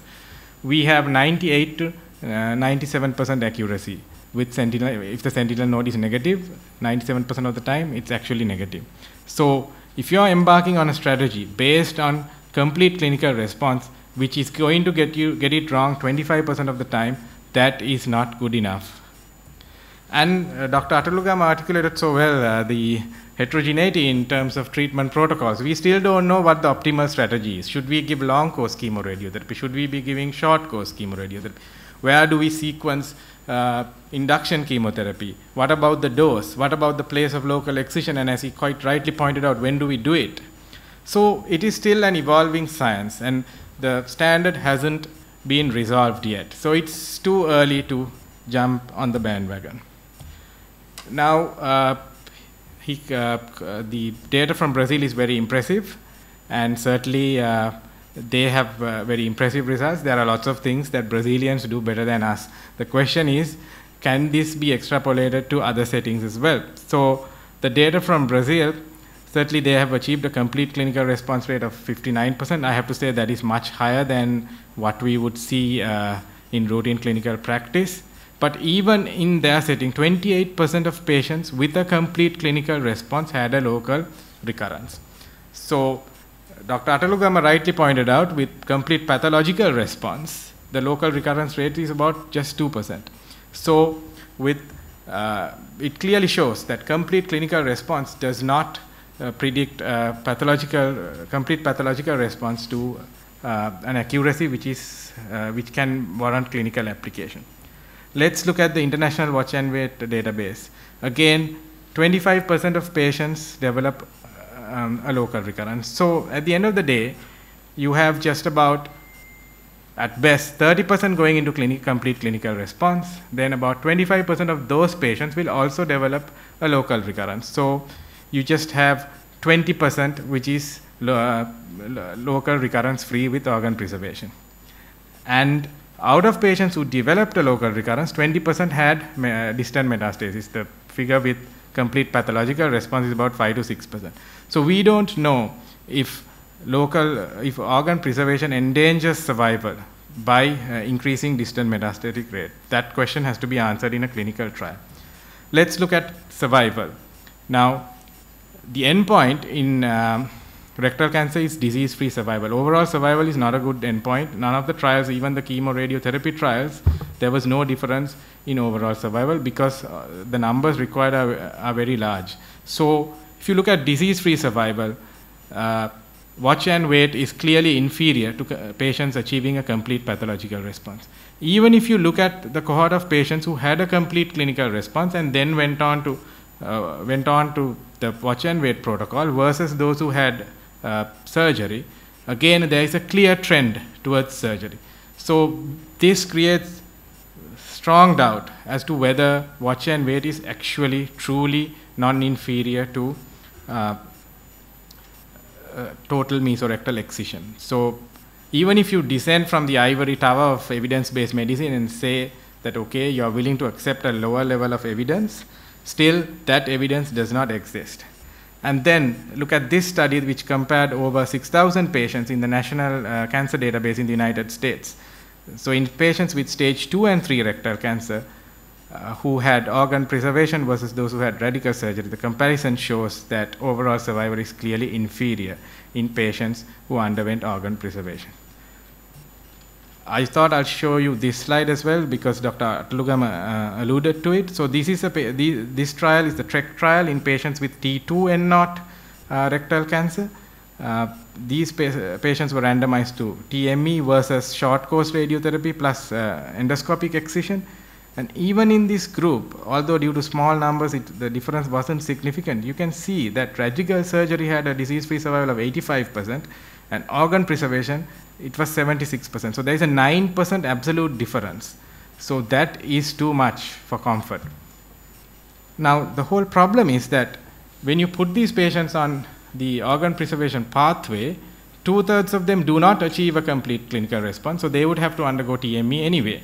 And then out of 1/3, 1/4 will develop a local recurrence. So it's not what patients signed up for. Let's compare other organ preservation strategies. Breast cancer, we preserve it 90 to 95% of the time. Laryngeal cancer with chemoradiotherapy, we achieve organ preservation in about 80% of the time. The same with bladder and anal cancer. So you're going to tell your patient, look, I'm going to put you on this intensive treatment, but there is only 1 in 5 chance that you will be able to keep your rectum and be recurrence free. That is something very hard to convince, even though I do appreciate the importance of having a stoma-free life. So the problem is that there is a dearth of evidence. There is a dearth of accuracy in assessing the response to treatment. There is no consistency in treatment protocol, and there is certainly no suggestion of evidence of equivalence with radical surgery. And the problem is that for early rectal cancer, particularly patients with T1 to T3 and 0 patients, they can probably be served by just a TME alone. But if they are going to go down the route of organ preservation, they would have to undergo additional neoadjuvant treatment, and 80% of the time they would not derive any benefit from it. And in the higher risk patients, again, you run into the problems of response assessment. Imaging is clearly does not have the accuracy that it should have in this setting. So it is an attractive concept. I mean, the science looks good, but it has not achieved the level of evidence to be practiced to enter routine practice, and we need a randomized non-inferiority trial. And I would conclude by saying that organ preservation should not be offered except in the context of a clinical trial. Thank you very much.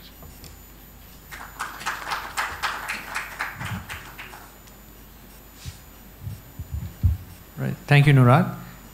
So to moving forward, considering everything that our speakers have said, we have Dr. Guilherme João Julio, who's a colorectal surgeon from the Angelita and Joachim Hebergamma Institute, online with us to give us his views on the topic. Over to you, Julio. Good morning, everybody. I hope you're listening me well.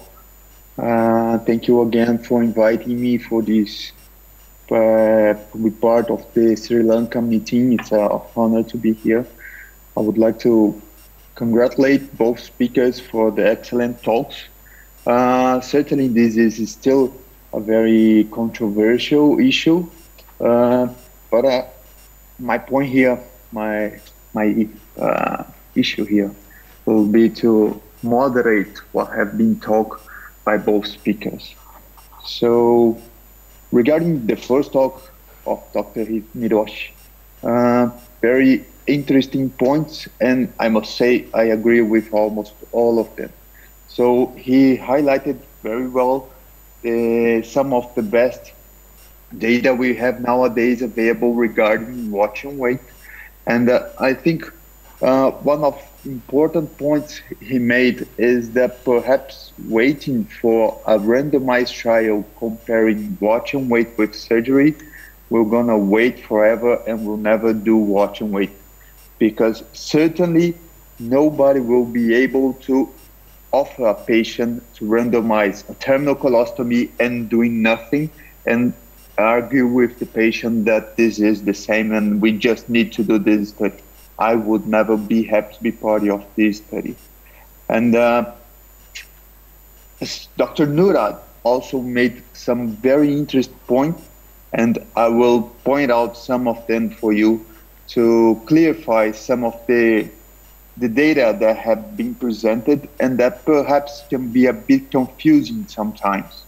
So in the beginning of his talk, he said that using the current available methodology to identify a complete clinical response is difficult based on a study from the Memorial Sloan Kettering.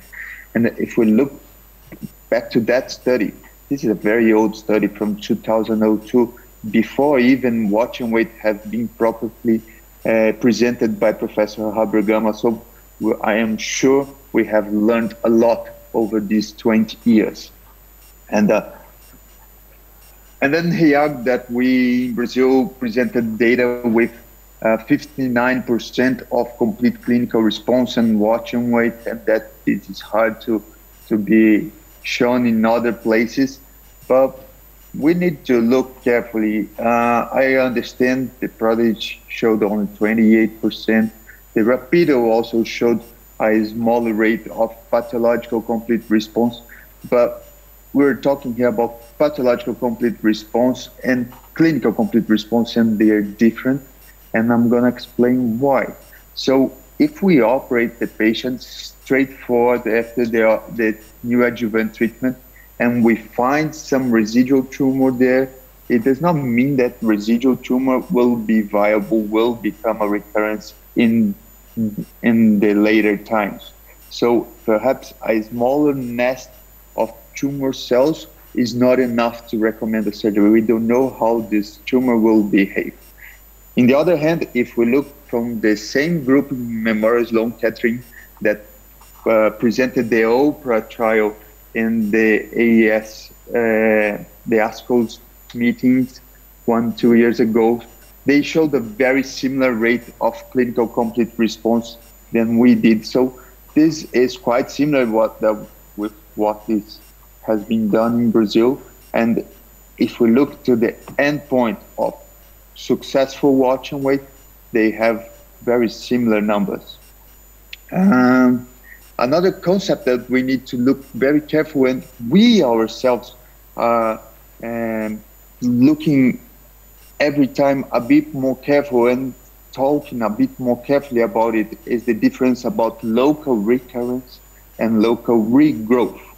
So if we call every regrowth after watch and wait of a local recurrence, perhaps we will give you the wrong message, because a local recurrence after watch and wait, what we call a local regrowth, has a chance of being successfully salvaged with surgery of over 90%, 95%, which is extremely good, with extremely good outcomes. On the other hand, a local recurrence after a TME have a much poorer outcome after salvage. So it's difficult to say the same word for the same problem, local recurrence and local recurrence. So when he says that local recurrence is seen in 30% of patients with watch and wait, we need to look careful, because in fact, we're talking about local regrowth, which have a much better chance of being salvaged. And it's just a matter of concept that if we look just the names, we may misunderstand what exactly does it mean. But he was right. He was right when he said about distant metastasis, and this is something that has been taking out our how can I say, is making us think a lot. So patients that develop a regrowth, they have a higher chance of developing a distant metastasis than those that do never develop a local regrowth. And this is something bad, because we in fact don't know if these patients, they would have a distant metastasis anyways, even if they were operated, considering that in the end of the day, this patient had residual tumor cells that regrow, and they're standing the patient for a longer time instead of being operated straight after the neoadjuvant treatment. So we don't know this comparison yet. I don't believe it's fair to compare a patient that never had a regrowth with those that had a regrowth, or even with those that had a pathological complete response. They're not the same patients.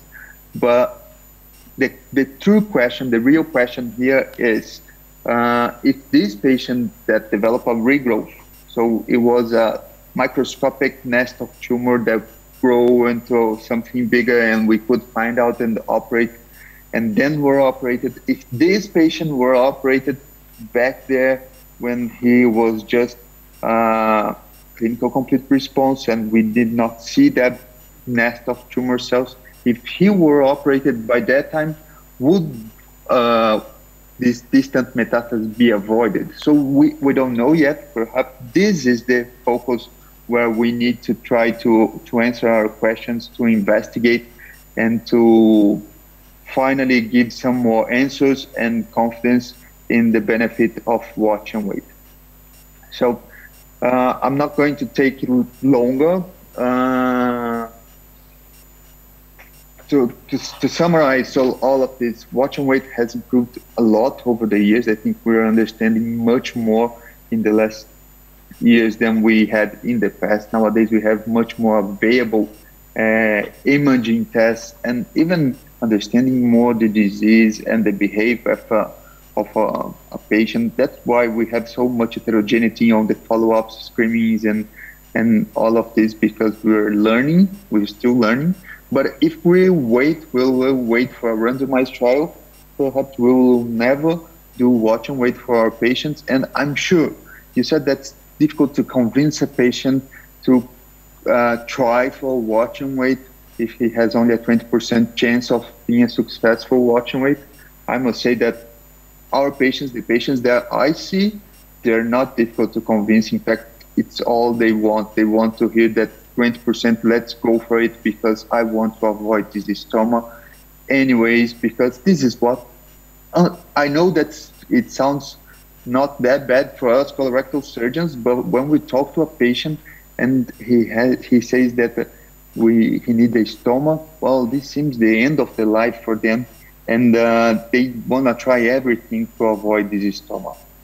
And I also agree that perhaps those patients that can be treated with TME alone, like an early T3, early end stage, who should not be offered intentional watch and wait, intentional neoadjuvant treatment to have a complete response, unless the operated proposed for them will be a mild operation and terminal colostomy or very low polygonal anastomosis, where we know the function is much poor. And then it's worth the risk of trying for a complete response. But if it is a higher tumor, like a tumor 5 centimeters from the anal verge, perhaps we should not go for the neoadjuvant treatment with the only purpose of achieving a complete response and offering watch and wait. And we are the surgeons, we need to explain our patients when it's worth going for the intentional watch and wait, and when it's not worth, we should go for the straightforward operation. Perhaps in the future, if we have higher rates of complete clinical response, we may offer for these patients, and we have some better way to predict if he will develop a complete response, then perhaps we can offer these patients for intentional watch and wait.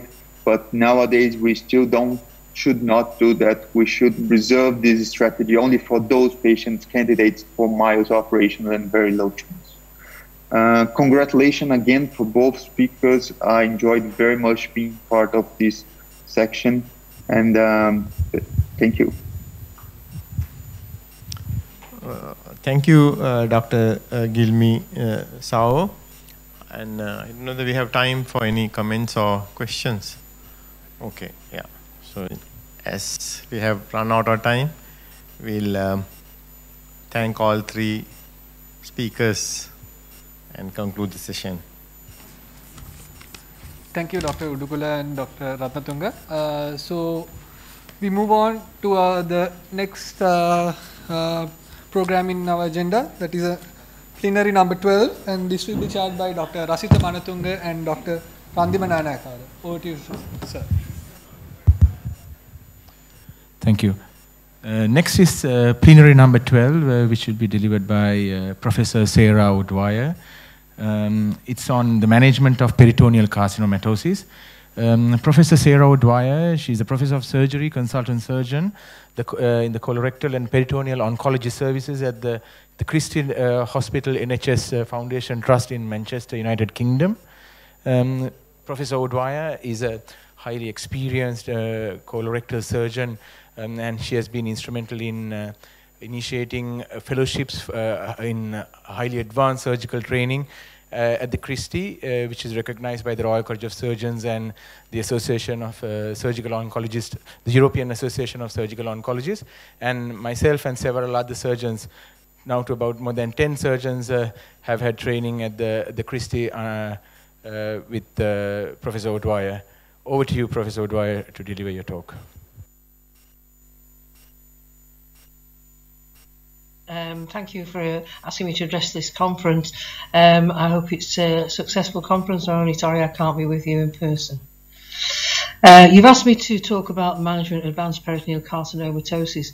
However, I would like to eliminate the term carcinomatosis from your vocabulary, and I would like you to use the terms management of peritoneal surface malignancies, as this is really a term for patients who can have curative treatment, whereas carcinomatosis has the connotation of being incurable. So the classic peritoneal surface malignancy starts in the appendix, and the terminology for the pathology is now considered to be that from a low-grade appendiceal mucinous neoplasm. These are graded as to 1 or 2, and when they get out through the appendix into the peritoneum, it's described as diffuse peritoneal adenomycinosis, DPAM for short, and that is classically what drives pseudomyxoma peritonei. Obviously, in addition to the low-grade neoplasms, there are the true appendix adenocarcinomas and goblet cell carcinoids, which are really truly adenocarcinomas in their own right. In addition to the appendix lesions, obviously there are colorectal and ovarian surface malignancies, which are quite prominent in the population. Gastric, hepatopancreaticobiliary, primary peritoneal mesothelioma are rarer opportunities to treat surface malignancies. I won't have an opportunity to discuss this extent of pathologies today. When we think about pseudomyxoma peritonei, most are from a primary appendiceal pathology, as I've described. Rarely they come from primary GI or biliary carcinomas. In fact, last week we just did one from a pancreatic neoplasm. And often, however, they are mistaken and treated as ovarian primaries, and patients will have had systemic ovarian chemotherapy and have not responded, and then sometimes a penny drops and it's an appendix primary. So the classical findings you see here is a radiograph with the cecum, the appendix and the large appendix mucocele identified radiologically, and here macroscopically you can see the normal appendix and the mucocele. Here you can see blebs of mucin that has actually come out of the mucocele, and this is obviously the driver of PMP. So what's the natural history of PMP? You can see in this radiograph a young woman in 2011 presented with an appendix and a mucocele. You can just see there, small mucocele contained hanging off the appendix. But what happened? This patient did not receive treatment, and then in 2013, this is how she presented, with an extensive ovarian metastases, mucinous ascites, and more solid implants in the paracolic gutter and around the stomach. This is a 2-year interval. PMP, however, can actually be over a 10-year interval, and so it's important to actually make sure that you do not miss these lesions and simply discharge patients. When the disease becomes advanced, as demonstrated here, this unfortunate gentleman has actually lost a significant amount of lean body mass. He has become somewhat skeletal and he has got a grossly distended abdomen. On the CT scan, you can understand that the small bowel has been crushed into the back of the abdominal cavity by this large volume of mucinous ascites and a solid omental cake. The radiographical appearances of these patients in an advanced state is often described as scalloping of the liver, where the liver is indented by the large mucinous impression into the porta hepatis around the stomach, and then invaginating into the spleen. In these patients, it's quite a challenge to actually remove this disease. Basically, you want to try and do so. True appendix adenocarcinoma look macroscopically different, and you can see here a solid tumour in the appendix, not a mucocele, and these then tend to have solid implants in the omentum and also have large ovarian metastases, which clearly can be quite symptomatic and need to be removed. In colorectal cancer, we're familiar with the classic metastatic sites. It's only in the last 10 years that people have become interested in the peritoneum. And this graph demonstrates the outcome for patients with lung metastases, liver metastases and peritoneal metastases. And you can see the patient with peritoneal metastases receiving standard systemic anti-cancer treatment do much worse than the other two groups and have a median overall survival of over 14 months. Clearly, this group of patients, we need to explore other treatment options for them rather than leave them with palliative systemic chemotherapy. So over the last 2 decades, really, there's been mounting evidence to do with cytoreductive surgery and any form of intraperitoneal chemotherapy for colorectal peritoneal metastases. The seminal randomized control trial from the Netherlands published their 8-year follow-up in 2008, and they showed that patients who were randomized to cytoreductive surgery in HIPEC with mitomycin C, 25% of those patients had survived 5 years, whereas no patients who were randomized to the non-surgical treatment arm had survived. Then over the years there have been a number of studies and a meta-analysis that has actually demonstrated a favourable outcome when one considers cytoreduction. So more recently there have been a series of international guidelines demonstrating that cytoreductive surgery in HIPEC should become a standard of care, and then in 2016 the European Society of Medical Oncology clearly indicated that if you could achieve a complete cytoreduction for colorectal metastases, this should be considered where you have an experienced centre. So what do we mean by an experienced centre? Well, here I can share with you our patient referrals here shown in orange and the operations shown in blue of appendix tumours over a 20-year period, and the colorectal metastases, which really only took off as we were only really licensed to treat these patients in 2013. And as you can see, an exponential increase in referrals and a less exponential increase in operations, and I'll demonstrate the reasons why. So how do we decide which patients would benefit? We have a very thorough, dedicated MDT assessment with all the specialties involved in the patient pathway. We consider the patient's age, their comorbidities, all the prior treatments they've had. If they have PMP, we often try to offer them prehabilitation, as this is a more benign, indolent condition that has time to improve the patient's outcome. And we're constantly trying to determine, are we trying to cure this patient or are we merely trying to contain the disease? I want to share with you some outcomes of our MDT, which was published in 2018, when we looked at a cohort of almost 300 patients. 40% of these patients were offered cytoreductive surgery and HIPEC in the MDT process. 80% of them or more got a complete cytoreduction, which meant that we were clearly selecting these patients. Interestingly, 60% clearly were advised not to have surgery, and the reasons for that are interesting. 40% because of the extent of peritoneal disease, that is, they would have not have achieved a complete cyto. Almost 30% because they had active systemic disease, that is nodal disease or other organ disease that needed ongoing systemic treatment. Just about 10% had progression on chemotherapy, and that is a poor prognostic indicator, but only 10% in this cohort were considered to be unfit for cytoreductive surgery.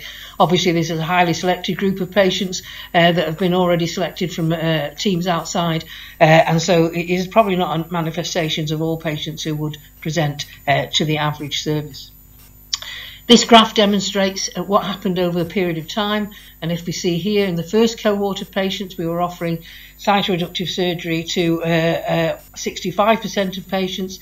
In the mid-period this is reduced to 47%, and then more recently we're only offering it to somewhere between 35 and 37% of patients, so we've become more selective over the years.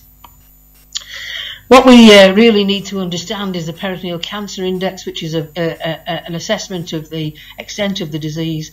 And here we can see this is determined by the actual areas in the abdomen and pelvis, the lesion size, and this then generates what we call the peritoneal cancer index with a maximum score of 39. What we do know is that if you have a score of less than 12, you should be able to get a complete cytoreduction.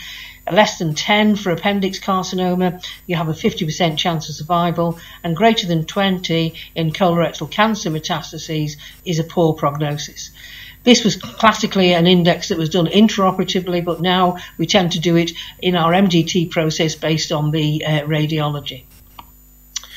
So in summary, patient selection for PMP, we use the wide range of PCI, anything from 0, well, it wouldn't be 0, but to 39, a wide age range which we treated. Obviously, the assessment of comorbidity. In some patients where they have large scalloping disease in the upper abdomen, we might offer a 2-stage approach, doing the pelvis first and then the upper abdomen 3 months later. And it's all about, are we trying to cure this patient or are we merely trying to contain the disease? For colorectal peritoneal metastases, we tend to now limit our surgery to those who have a PCI of less than 20, where there are no involved active lymph nodes. We will take on patients who have potentially curable liver and lung lesions, and we do look for the absence of multi-level small bowel involvement. Patients who are not suitable for cytoreduction, well, as you can see here, basically not for cytoreduction, systemic disease here, and a non-functioning kidney indicating a large volume of disease in the pelvis. This would not be suitable. Patients who have miliary disease on the small bowel, as demonstrated here, would not in any way be somebody that you would want to take on.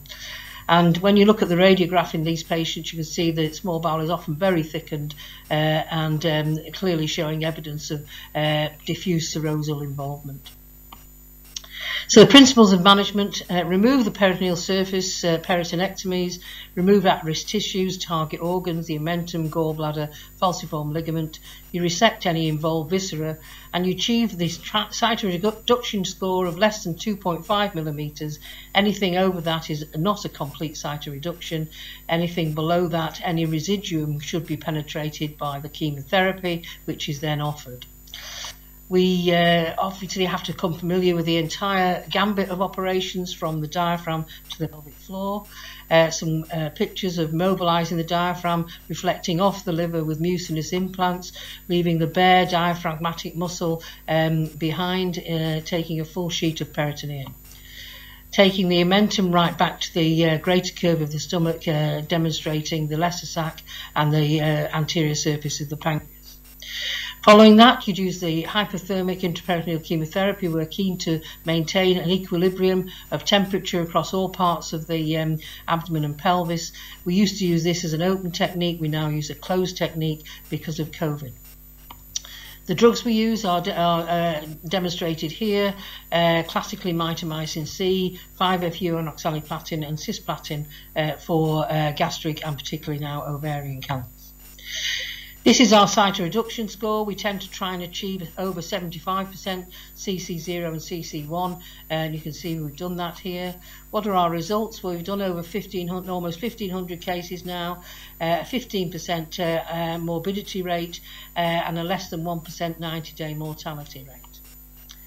What are the survival? Well, you can see here in blue a complete cytoreduction, in red incomplete cytoreduction. PMP do very well with over an 85% long-term survival. This takes us out now, stabilizes out to 10 years.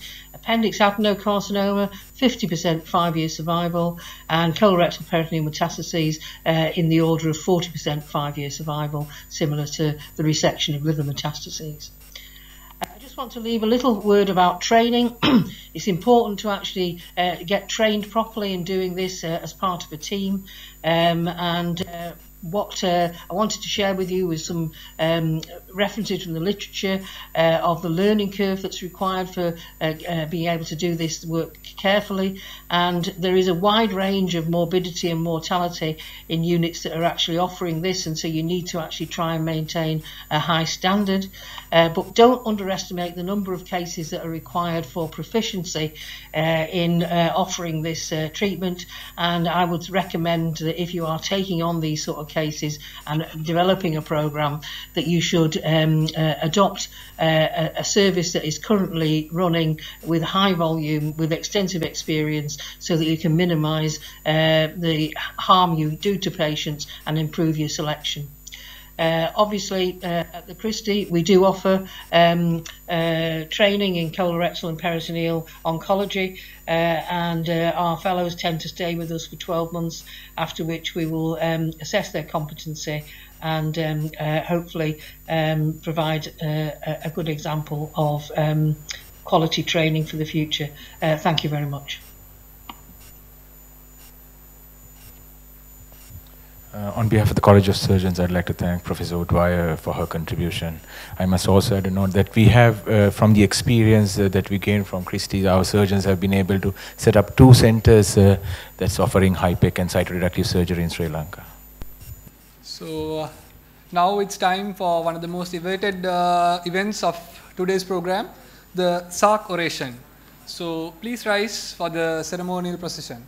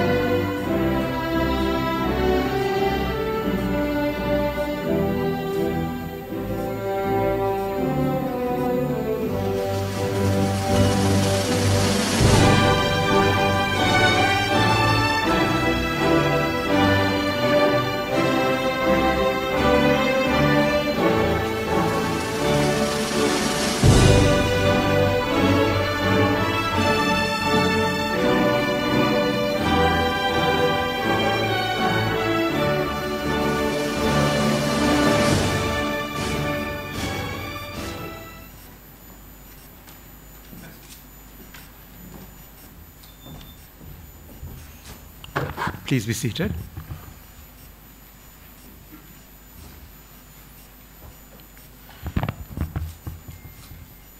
Professor Owen Parkes, Vice President of the Royal College of Surgeons of Edinburgh, distinguished past presidents, members of council, ladies and gentlemen, it is my great pleasure today to commence the second oration of the Golden Jubilee Sri Lanka Surgical Congress 2021. Today's orator is Professor S. Rajendra, who is Professor in Surgery at the University of Jaffna Medical College. He will be delivering his oration titled Renal Stone Analysis and Metabolic Evaluation in Patients with Nephrolithiasis. Do they add epidemiological data or aid to tailor preventive medical therapy? So now I invite Professor S. Sivaganesh to read his citation.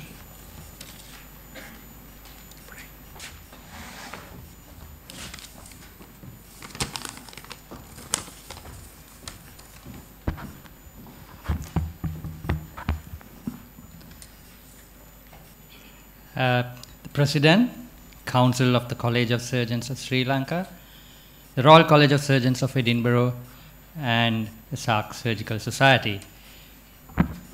It is my privilege to introduce the SAARC orator, Professor Sittambalam Rajendra. He is my colleague, my friend, and we learnt the ropes of surgery and trained together in the early 2000s. Dr. Rajendra was born in Kokuil, Jaffna. He had his primary education in Jaffna Hindu Primary and secondary education in Jaffna Hindu College, and later in St. Patrick's College, Jaffna. He had his undergraduate education in the Faculty of Medicine, University of Jaffna, and he was successful at the final MBBS examination, passing with second-class upper honors with a distinction in obstetrics and gynecology. He received the Dr. William Paul Medal for the best performance in medicine and the Nandi Gold Medal for the overall best performance at all examinations in the university. He successfully completed the Master of Surgery and Diploma of the Member of the Royal College of Surgeons of England, MRCS, subsequently, and had his overseas training in Australia. He was board certified as a surgeon in general surgery in 2007 and joined the University of Jaffna as a senior lecturer in 2012. He has completed the diploma in laparoscopic surgery of the Strasbourg University in 2015 and received the fellowship by the college in 2016 and that of the Minimal Access Surgeons of India in 2017. He was a member of the Board of Study in Surgery, PGIM Colombo, and a trainer and examiner for postgraduate surgical examinations conducted by the Postgraduate Institute of Medicine.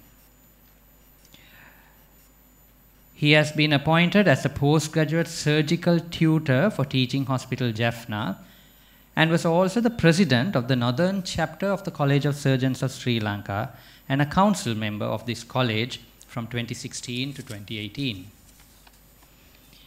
He has held several academic and administrative posts in the Faculty of Medicine, Jaffna. He's a course director of the University of Jaffna International Centre of Royal College of Surgeons of England, Basic Surgical Skills Training course, and the core skills in laparoscopic surgery.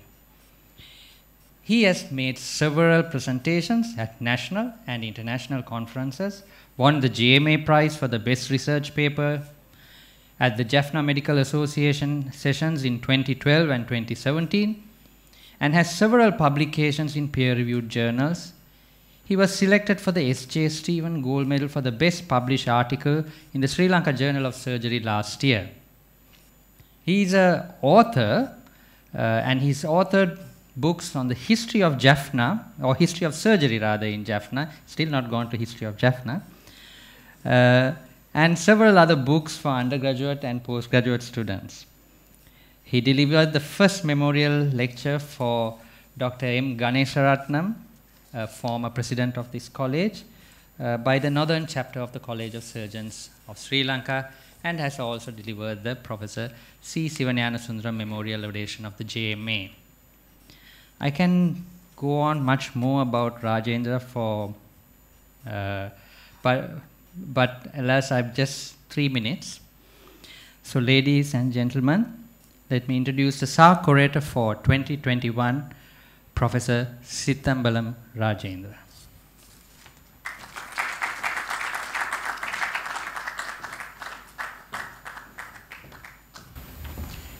Professor Rajendra, now I invite you to come forward and receive the oration medal.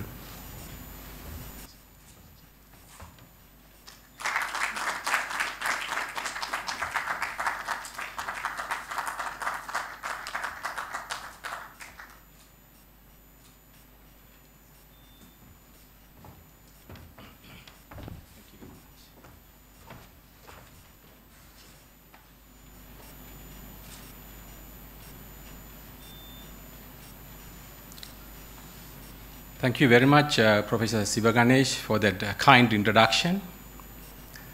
President, College of Surgeons of Sri Lanka, Honorable Council members, members from Royal College of Surgeons of Edinburgh, members of College of Surgeons of Sri Lanka, senior professors, consultants, my colleagues and friends, and those who joined the session via virtual platform. First of all, I would like to express my sincere thanks to the College of Surgeons of Sri Lanka and the Council of Surgical Congress 2021 for selecting my paper and thereby giving me an opportunity to present this SAARC oration 2021. It's indeed a pleasure and an honor for me to be the first surgeon from Jaffna to deliver this prestigious SAARC oration. The South Asian Association for Regional Cooperation, SAARC, was started in 1985. SAARC Surgical Care Society was established 10 years later in 1996. Ever since its establishment, it has been striving for evidence-based better surgical care in its regional countries. Keeping this core aim of improving surgical care and prevention of health conditions needing surgical intervention, I present my SAARC oration on renal stone analysis and metabolic evaluation in patients with nephrolithiasis. Do they just add to the epidemiological data, or do they also aid to tailor preventive medical therapy?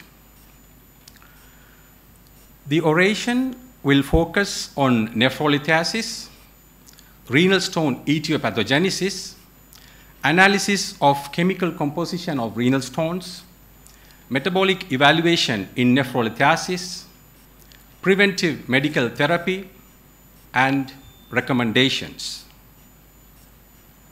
Nephrolithiasis. What is the current understanding? The renal stone disease has been in existence in the world for thousands of years because kidney stones have been demonstrated in a 7,000-year-old Egyptian mummy. It is a common clinical problem still in surgical practice worldwide. In the recent decades, we have gained better understanding about this condition, nephrolithiasis. How can we exploit this new understanding to better patient management? The prevalence of renal stones differs based on environment, climate, ethnicity, diet pattern, and heredity. The so-called stone belt exists across the world that is basically where the climate and social condition determines the prevalence of stone disease to be in the range of 10 to 15%. The prevalence of renal stone disease in Asia is reported to be 1 to 5%. The exact prevalence of renal stone disease in Sri Lanka is not known, but Harindra et al. In 2015 reported the fact that there is no significant difference in the composition of renal stones between the 3 climatic zones in Sri Lanka. Further, the prevalence of stone composition can vary in the same region of a country over a period of time. Thind et al. In 1989 reported that the prevalence of calcium oxalate renal stone has increased from 26% to 82%, while the struvite stone has decreased from 20% to 5% in northwestern India over 3 decades. Socioeconomic and nutritional factors were attributed to this chronological variation of the renal stone prevalence in that particular region. Renal stones can be painful or silent. Usually, renal stones cause severe loin pain associated with nausea and vomiting. But renal stones can be incidentally identified on ultrasonography of abdomen in about 3% of asymptomatic patients in developing countries. These silent stones patients with these silent stones are at risk of presenting with obstructive uropathy and renal impairment at the time of diagnosis. About 10 to 20% of stones need surgical removal. Technological advances have revolutionized the method of stone removal. The invasive methods such as pyelolithotomy and nephrolithotomy have been replaced in many instances by minimally invasive and non-invasive methods like extracorporeal shockwave lithotripsy, PCNL, and URS laser lithotripsy. These sophisticated surgical techniques are practiced in Sri Lanka for stone removal. Middle-aged group population, the aging from 30 to 60 years, doing laborious work,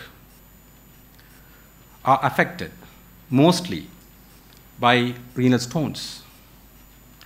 So obviously, the renal stone disease imparts a significant physical burden to the patient and financial burden to the family and, of course, to the healthcare system. Renal stone etiopathogenesis.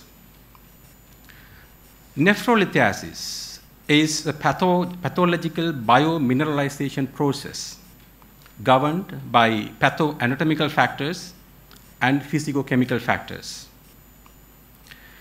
The pathoanatomical factors are changes that are taking place in the kidney at the site of stone formation. Supersaturation of glomerular filtrate will lead to formation of crystals and subsequently renal stone formation. Randol plaques, the calcium phosphate deposition, can be a nidus for stone formation at the renal papilla. Similarly, plaques in the vasa recta and the subsequent calcification that can erode into the papillary interstitium can be the site of formation of calcium oxalate stones. So, analysis of chemical composition of renal stones can throw light to detect different types of stones and their kinetics of nephrolithiasis. The physicochemical factors are general factors modifying the pathological process taking place at kidney tissue. These risk factors can affect the homeostasis of the body, which can be detected by blood investigations. They can also affect the renal physiology and can have urinary manifestations, which can be detected by urine analysis. So metabolic evaluation of renal stone former can bring to light the predisposing risk factors for renal stone formation. This slide illustrates the known risk factors against the renal stone type. So when we do the analysis of composition of renal stone and metabolic evaluation, basically we try to identify the renal stone type and the possible predisposing risk factor. So a clearer understanding of the etiopathogenesis is a prerequisite for designing medical therapy. Why medical therapy? The epithelial injury by the nephrolithiasis induce upregulation of molecules which favor further crystal adhesions and stone formation. The residual nuclei of a previous stone can be the nidus of a new stone, that is, stones beget stones. Without preventive medical therapy, the risk of recurrent stone formation increases with time. Analysis of chemical composition of renal stones. What are the different chemical components of renal stones? And what are the different types of renal stones? As we have seen, because of differing etiopathology, renal stones are composed of mixtures of 2 or 3 chemical components. The commonly encountered chemical components are calcium oxalate, calcium phosphate, uric acid, triple phosphate, and cysteine. Now, the proportion of different chemical components is the key factor in identifying the type of renal stone. A classification system based on percentage composition of renal stone was described by Abdel Halim et al. In 1993 and is widely used to work out the type of renal stones. Why do we do an analysis of renal stone components? As we have seen, chemical composition of patient's stone is basically a biochemical biopsy of urinary environment at the type of crystal formation. European Association of Urology guidelines recommends analysis of urinary stone composition as an important investigation to initiate steps for prevention of recurrent renal stone formation. Apart from that, analysis of chemical composition of renal stones will also help for epidemiological trend assessment in the renal stone disease. Now, what are the methods of analysis of renal stones? Of course, there are several laboratory techniques available to assess the chemical composition of renal stones. Wet chemical analysis, infrared spectroscopy, X-ray diffraction crystallography are some of them. The infrared spectroscopy is a standard technique for chemical analysis of renal stones. This technique is specific, provides reliable quantitative analysis, and accurately characterizes the stone sample. I will give few seconds to go through this busy slide.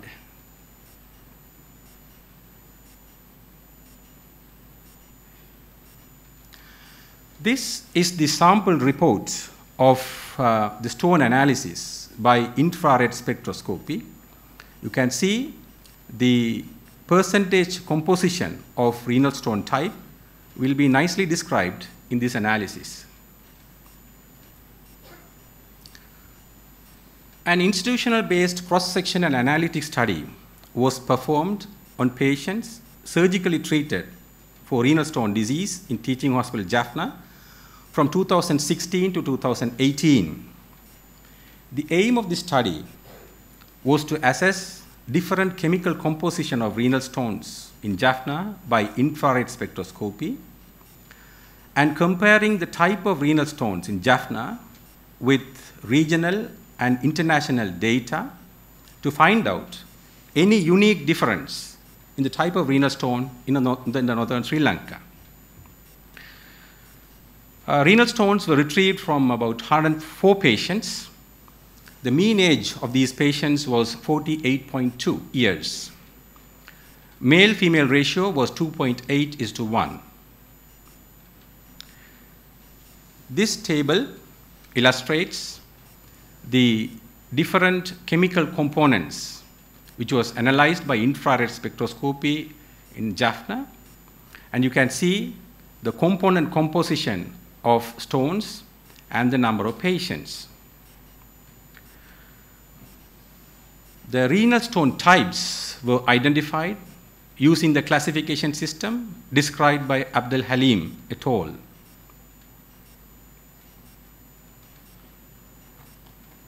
Comparison of renal stone types at national, regional, and international level reveal the fact that although different analytic methods were used to detect the type of stone, the commonest stone worldwide is the calcium oxalate type of renal stone.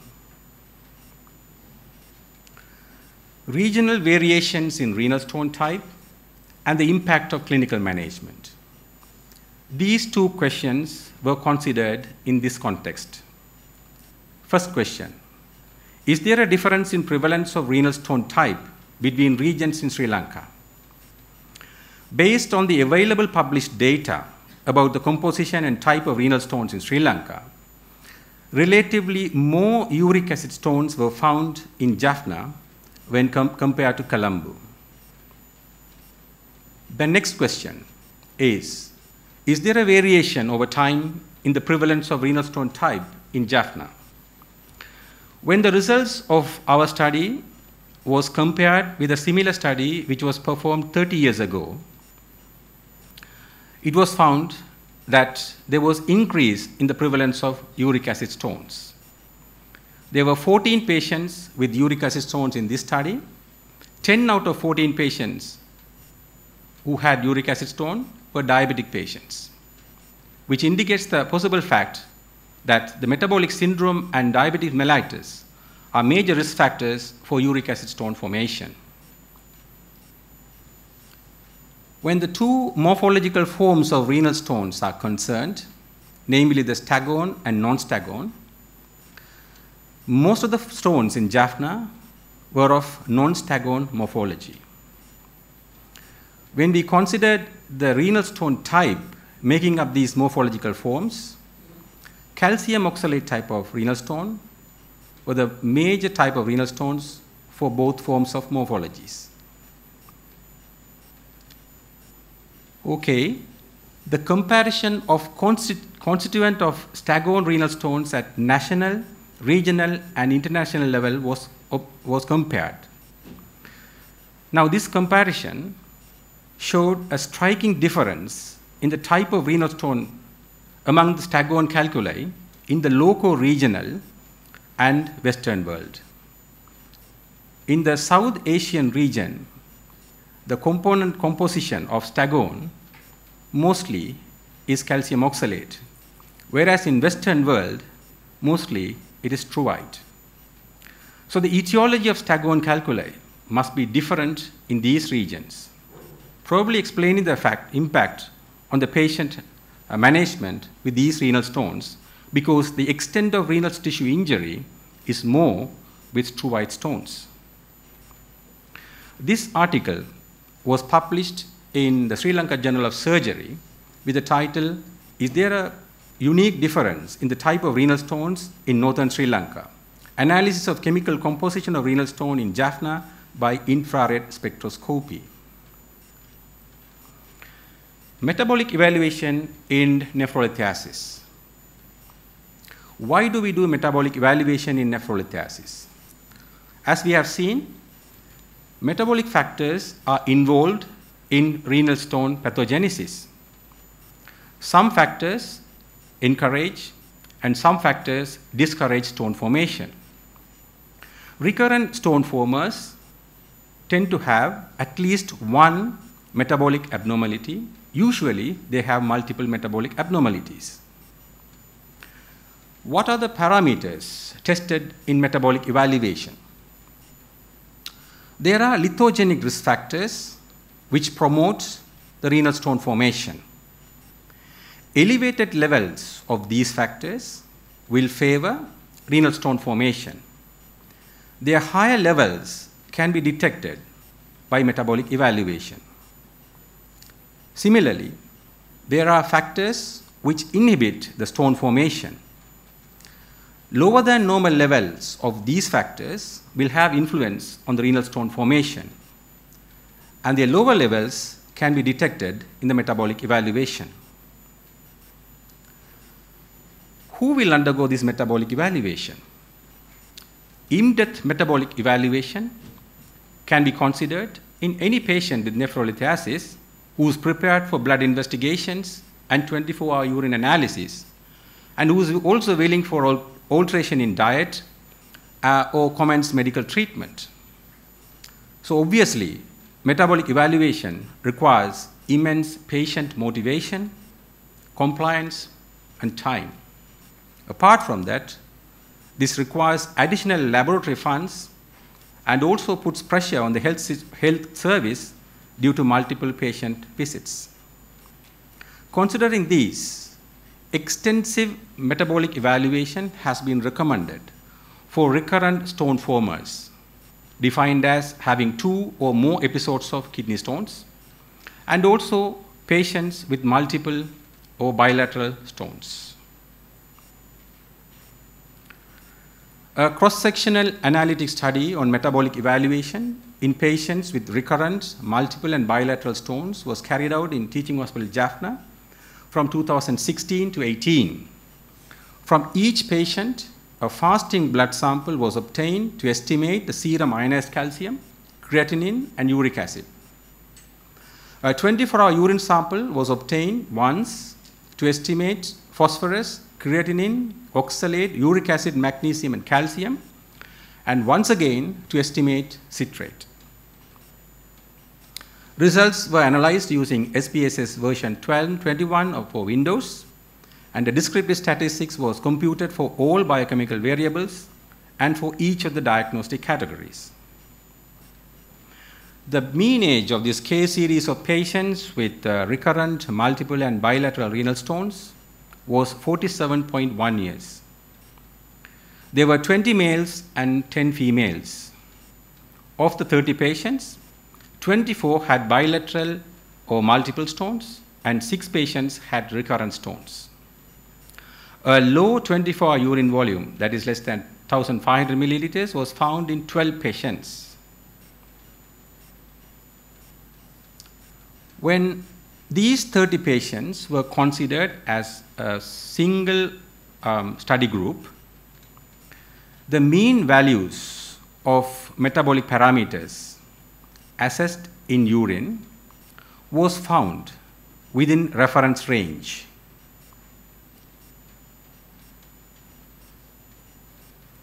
A similar finding was there for the parameters we assessed in blood as well. But when we assessed these patients individually, out of 30 patients, 24 patients had either isolated metabolic abnormality or combined metabolic abnormality. This indicates the fact that there is no single metabolic test that is standing out as a single metabolic abnormality for the group of patients with recurrent, bilateral, or multiple renal stones. Is there a major difference in the prevalence of metabolic abnormalities of renal stone formers in different countries? Comparison of metabolic abnormalities in patients with recurrent, multiple, and bilateral renal stones at regional as well as international level revealed an interesting finding that those patients from South Asian countries tend to have multiple metabolic abnormalities when compared to the Western world. So the outcome of metabolic evaluation in this defined group of patients is likely to be beneficial in South Asian countries. This article was published with the title of Metabolic Evaluation of Patients with Recurrent Multiple or Bilateral Renal Stones in Jaffna in the Ceylon Medical Journal. Preventive medical therapy. There are recommended preventive medical therapy for specific metabolic abnormality. Preventive therapy is decided based on specific metabolic abnormalities identified by stone type and metabolic evaluation. It involves a lifestyle modification and pharmacological intervention.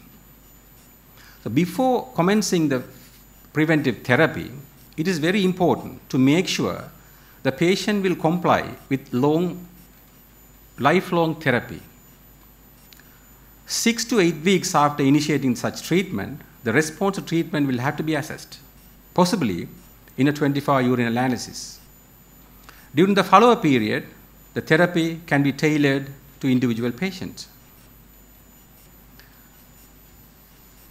The recommended medical therapy for specific metabolic abnormalities have been illustrated in this table. Different dietary advice and medical treatment have been advocated for metabolic abnormalities concerned. Is there any evidence for effectiveness of preventive medical therapy on renal stone recurrence? increasing the urine volume to 2 liters per day has reduced the renal stone recurrence by 40 to 50%. Low sodium, low animal protein, and moderate calcium diet has shown to reduce the stone recurrence. Reduction in dietary oxalate intake has an impact on reduction of calcium oxalate stone formation in patients with hyperoxaluria. Citrus fruits such as lemon and limes have some beneficial effect in reducing renal stone formation. Potassium citrate has shown to reduce calcium oxalate stones. Thiazide diuretics can reduce the recurrence rate of calcium oxalate stones. Urinary alkalinization has shown to reduce the recurrent uric acid stone formation. The recommendations. There is a need for nationwide large population study to confirm the prevalence of renal stone type, and in particular, to assess the prevalence of metabolic abnormalities in patients with recurrent bilateral and multiple renal stones. And also, it is needed to compare epidemiological data. The treating clinician in this field will have knowledge about effectiveness of medical treatment to prevent recurrent renal stone formation. They also know the attitude of patients to comply with lifelong treatment with periodic metabolic assessment. Gathering their knowledge and experience will help to implement treatment plans. A debate among specialists from SAARC countries dealing with this defined group of patients with recurrent, multiple, and bilateral renal stones could be initiated with the view of drawing a clinical management guidelines with special consideration in assessing the cost effectiveness and also benefit of full metabolic workout to these patients. These are the references made for the SAARC Oration 2021. Once again, I thank the College of Surgeons and the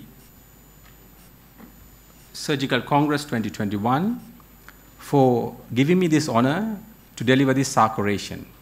Thank you very much.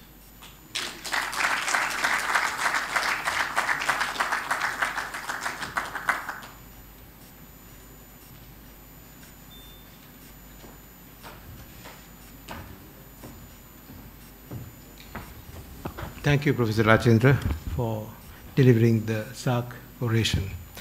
That brings us to an end to the ceremonial proceedings of this event. Please remain standing in the usual manner until the procession leaves the hall. Thank you very much.